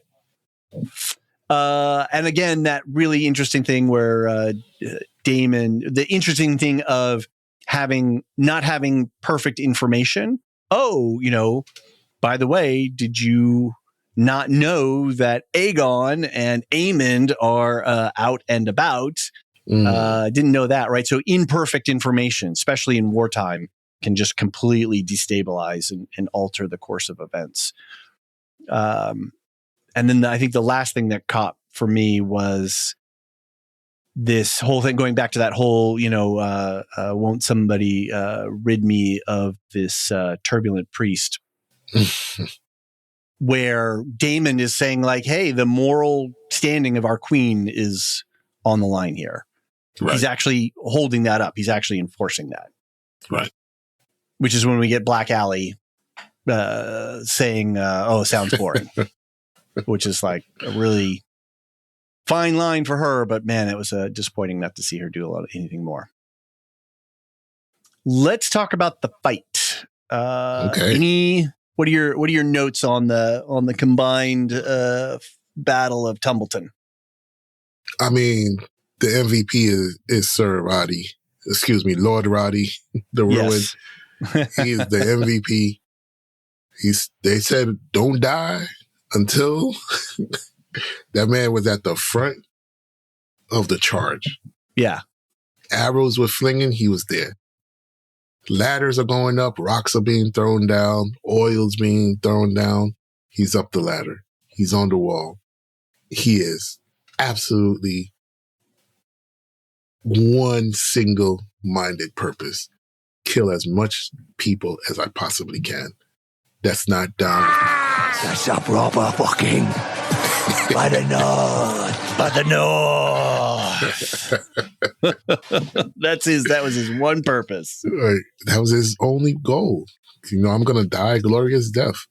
I'm gonna and when he saw Ulf lining up on him, he was like, bring it in right here. And he was the MVP for me of this battle. Yeah. I think I disagree with you with Daemon and what's his name? Roxton. And Roxton. And Roxton as a stand-in for your boy, your friend, your pal, your favorite, Crispy Cole. To the guts, one to the face. Cole. I think Roxton he's such an imposing physical player. Like he's a huge man. Yeah. Towers over most. And he certainly towered over, Daemon, who's not a small person himself. No, he's not short by any means. But Roxton overpowered him. And I think that was the key to their fight. He was just physically more imposing. So whatever skills that Daemon had, Roxton could take the punishment. Yep. And that was the difference in the fight. Right. He could take the body blows. He could take them. And that guy was, wow. He was a beast. Wow. What a battle. That was Valyrian Steel against Valyrian Steel, too. Steel, yes. Yes. What a battle that was. And it was it was really great to see Daemon get his ass handed to him. He got his bell rung proper. He hit that wall. He got punched in the mouth. He got, woof. It was great to see because we've never seen it. Mm-mm. We've never seen it. He's handled everything. But Roxton they didn't even show us how he handled challenge. The crab feeder. He just dragged right. They only showed us with dragging the half body out. So Roxton gave him everything and more, and he's lucky to have survived that fight. Only by the fact that the flaming debris fell and separated them. Right. Right. So the battle wasn't even over. There was no resolution to it. We do not have a winner of that fight. He was lucky to have walked away. Seriously. Roxton was going to kill him. Mm-hmm. Baby killer. I'm going to kill you, baby killer. And he was going to do it. He was going to do it. What did you think? I have to laugh at the fact that on the battle, you mentioned the ladders. Those ladders were pretty fancy looking given the technology of the day. And just a production note, when they were charging up we saw no one carrying those ladders up. They were just sort of we did not. I don't begrudge them the point, but it was a funny little thing. You're sounding like you're talking about science, David. Yeah. You're sounding like you're talking about science. I want simulation. I want real world simulation here. So, and on that note, how does Ulf just walk out of a castle that's being besieged? Like, come on, you guys! Like, seriously? But even with Ulf, just like, how did nobody there with Ulf? Yes, but how did they not know where he was? I'm talking about Damon and crew. Like, how did they no roll one have up? Like, I want to see my dragon riders toe the line front and center right here, right now. I got orders for you. How is he inside the city and no one knows this? And no one saw him going, leaving. Mm-hmm. That pissed me off. That really pissed me off. Which is what I was saying. They should have had a little encampment over there with a couple of servants, roasting some pheasants over the fire, setting up some tents for my knights, right? Because they're knights, right? Yeah. They're noble, right? They need to have a little bit of, feather bed. Whatever. Yeah. Nobody was up there. Nobody was pulling security for them. Nothing. They were just out there on the dirt on their own. That's not right. And I like that you see Damon keep Rhaenyra's, words close to heart. Mm-hmm. Do not make a monster of me. Right. And he waited for those kids to get out the way before he Dracarys the door. He's like, move. And the moment they heard that the kids were on the battlement, he was like, shit, I can't just go straight at the door. I got to wait a little bit. Right. So it was nice framing to me. They didn't have to say, he didn't have to recall it, but you just know that was in there. Do not make a monster of me. Yeah. Like, I can't flame these children. Whereas maybe season 1, he would have flamed the children. He would have just flown over Tumbleton and just nuked the whole place. Right. Everybody included. But we get this scene here at the end where he's sort of surveying he's really got his bell rung now because all that stuff fell down on him and stuff. Mm-hmm. And he's walking around sort of in that wartime, days that a lot of war movies like to, take our protagonists and sort of put them in this sort of mental altered state and sort of witnessing the horrors of war and what it does to the human body, what it does to the children's bodies, what it does to the bodies of women and men, especially the non-combatants. And he keeps fighting and he keeps, sort of stumbling forward. But this is the scene, this scene here sort of arcs back to the opening shot where he's standing looking at his armor and having this moment of self-contemplation. Who am I? He gets to do his big wartime rally speech right now. Matt Smith gets to tick that off of his actor's checklist of like, hey, I got to do my Braveheart, rally the troops. Another top scene for me. This is another top was scene. That good? I don't want your best. I want your worst. Yeah. And then Caraxes.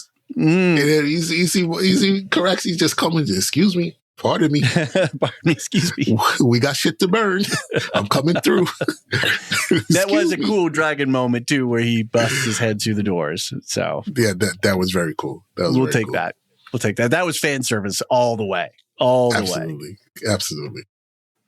But so Damon, I have to say, of all the characters, Damon's arc is probably one of the most interesting and complete. I mean, it's totally not done complete. No, yeah. But of all of our characters that we've had since season 1, that are still with us. Yes. Almost even in a low-key kind of way, even more so than Alicent and Rhaenyra. Yes. His arc has been really interesting. Well done. It's plotted out and it's got a lot of depth to it and a lot of nuance to it. it's the most nuanced, I think, arc of all of them. And be clear, please, when I say this, Damon is a horrible person. Horrible person. Right. He's a horrible human being. But I like Damon.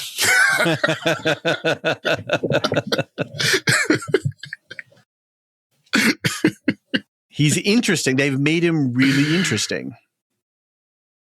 This coming to grips of the father that he wasn't this season. Learning that, he's been misguided and that really he needs to serve the prophecy and trying to serve the interests of Rhaenyra, meanwhile trying to manage himself as a parent and as the wartime, not even consigliere. Like he is like top general, right? Yeah. Yeah. He's number one dude. So yeah, really, really interesting. A couple of quick final notes from me. And then if you've got anything else. One, there was an earlier shot where we had a sort of an aerial wide shot of King's Landing. And it was sort of in a pre-setups phase, people running around. And there were some bells in the background. And I was just like, oh man, that is very season 8 of Game of Thrones coded. Right. High out, flying over King's Landing. Sort of a little bit of a tease. Yes. Yeah. Kind of rhymes a little bit with the dragons flying over Tumbleton a little bit. Yes. But the bells, like if it was just a high aerial shot of King's Landing, sort of looking down on the streets or whatever, that would have been fine. But they had bells in the background. Specifically, yeah. And I was like, oh, right. That's a very little subtle thing. So they're setting up a lot of threads, a lot of like sort of spiderweb threads, between seasons to make sure it all connects and lines up. The other thing, which we don't really see much of Hugh this episode. He flies in, he lands, he sort of runs in with the troops, but then he gets to have his man pain moment. Hate it when he finds his dead wife, and now he gets to scream from the depths of his soul, of his blonde-haired soul. Yeah, just hate it. Yeah. Give me another reason for him to turn from this. Right. Yeah. Keep her alive and she's in shell shock, or he can't find her because she escaped town or something. I don't know. Something weak and cliched. Just do better than that. Like, I don't know why we keep going back to these boring ass stupid tropes. Because they're easy. I hated it. And it's a shame because it does the rest of the storyline a disservice where they're doing really excellent work in other aspects, right? Right. Yeah.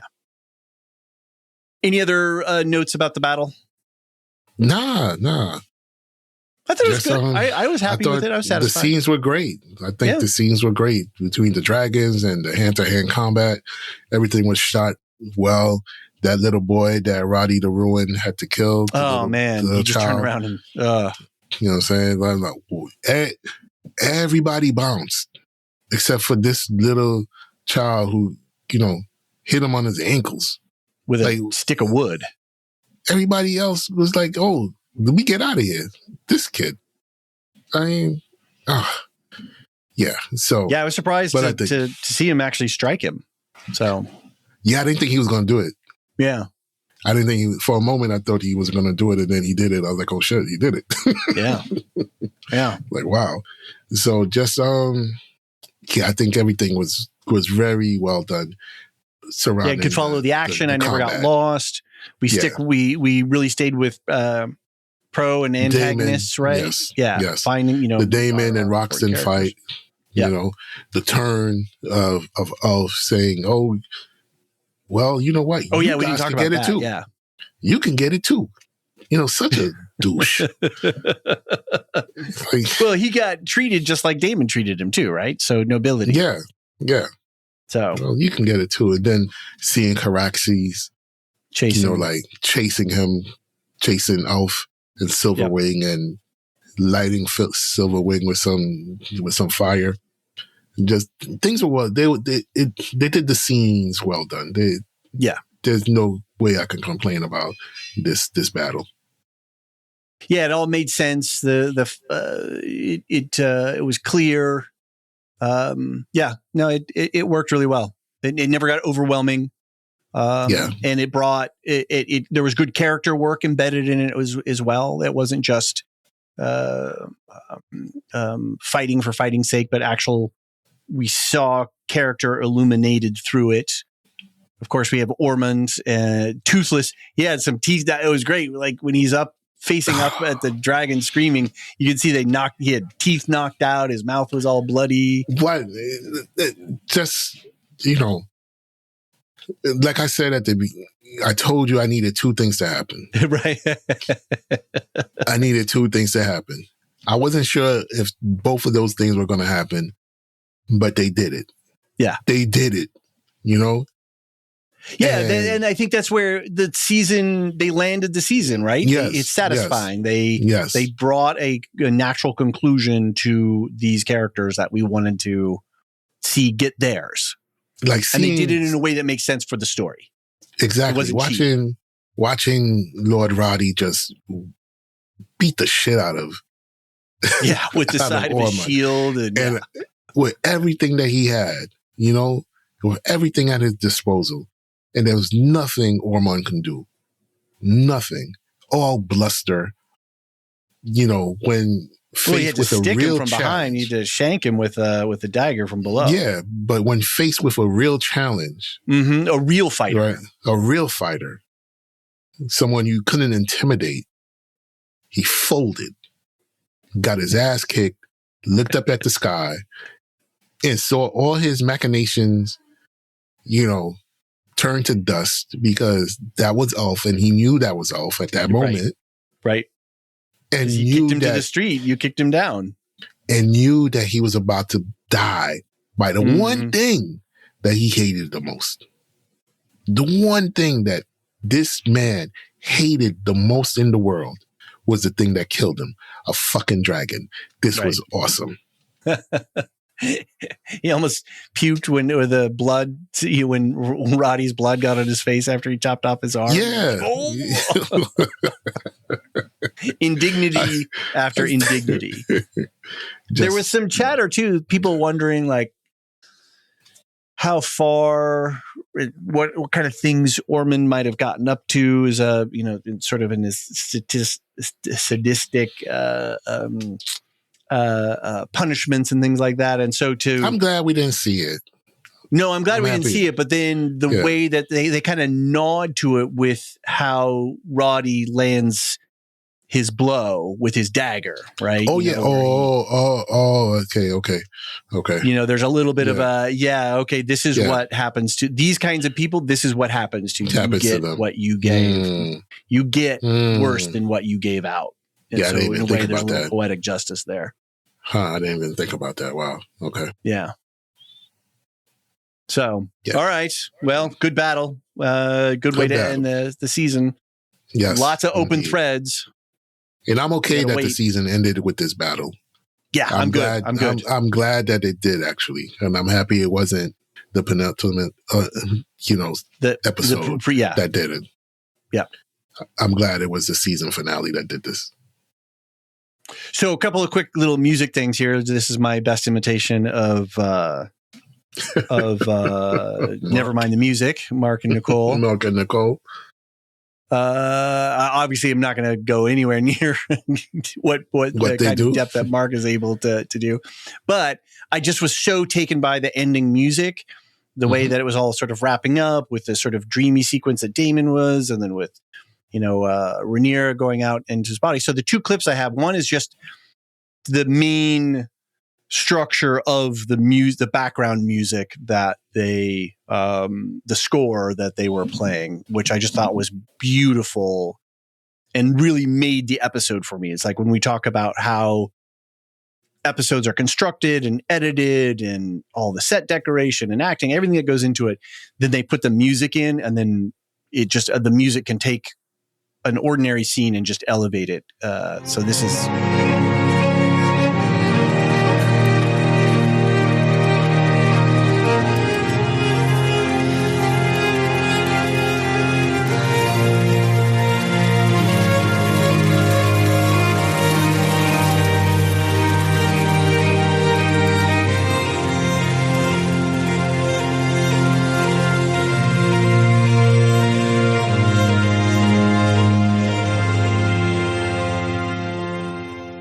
It's haunting. It builds. It echoes to the past, but propels you forward.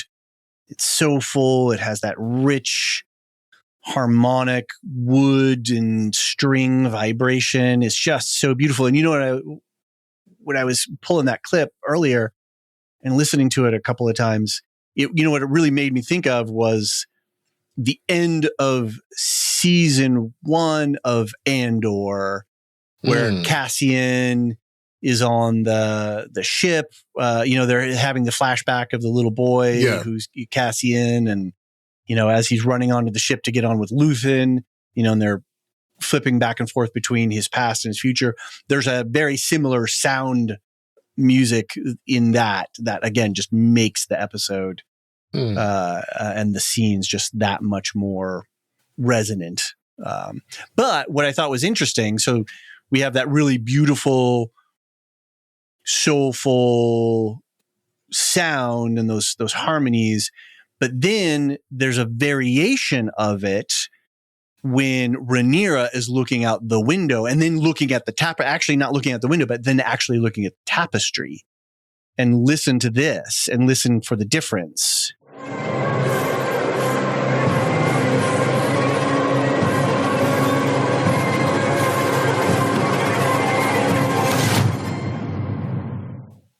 I can't really hear it as well in that recording. I'm sorry.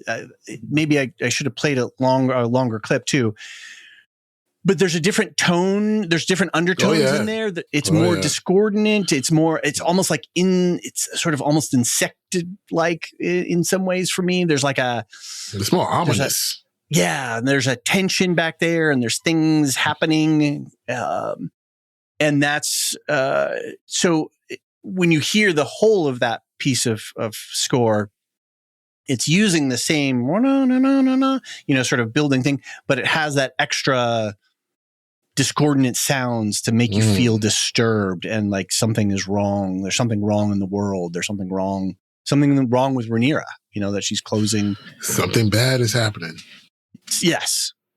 Tragic. Something tragic has happened. And then the reaction to that tragedy is even more tragic and more horrific because she's just closing the window on that and closing her feelings off from her. Is that sister? Yeah, they're sisters, right? Half sisters. Her pregnant half sister. So, okay. Well, that's it. Anything else you got? Anything else you want to toss in real quick before we get out of here? Nah, just I enjoyed this season and I can't wait to wrap it up and tell you why I enjoyed it so much. All right. Well, stay tuned for that. We'll get something in the hopper next week. So you got plenty of time to get things together. Remember, Nancy's on the other end of the email, hotd@thelorehounds.com. And obviously, there's a great conversation that is rolling on in the Discord, in the channel, for this final episode. And then, Jean, you and I will be back with Alicia.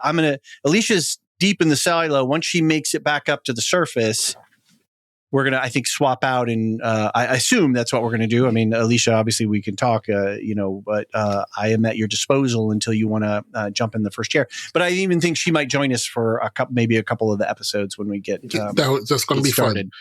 Fun. Yeah. And it's been a while since you, me, and Alicia have had to have done a pod together. It's been a minute. There was certainly that show that shall forever remain nameless.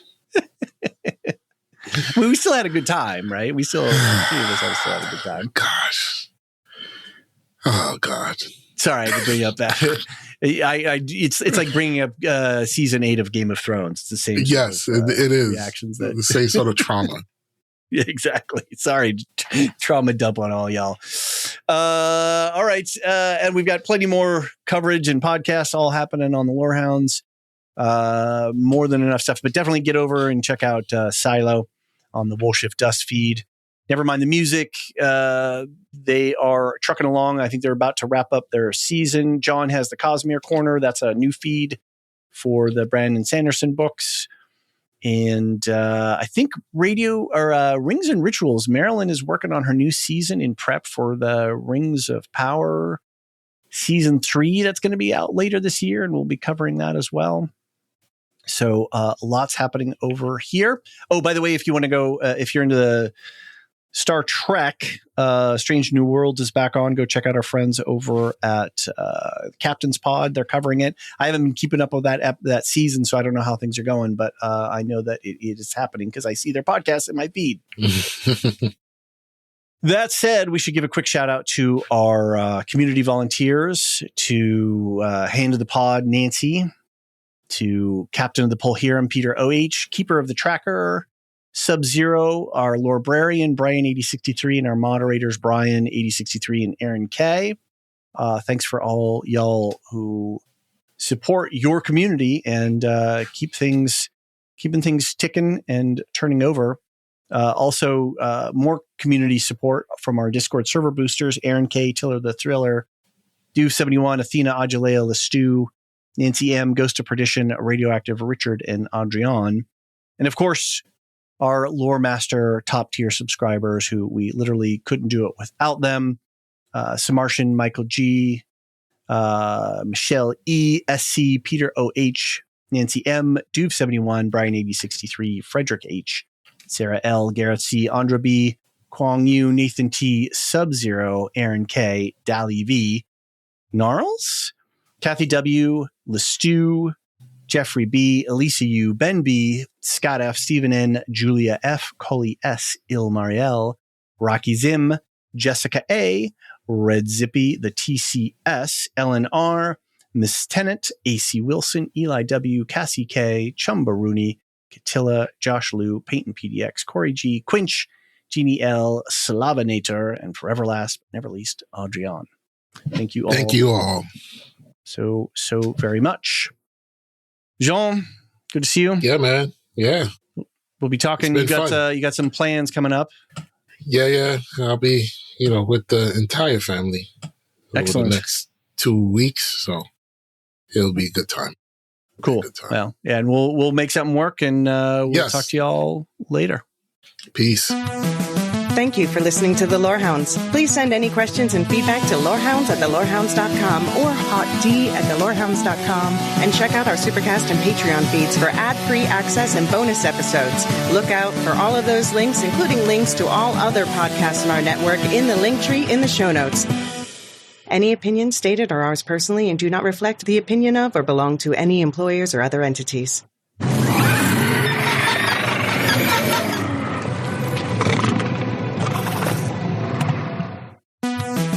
Thank you for listening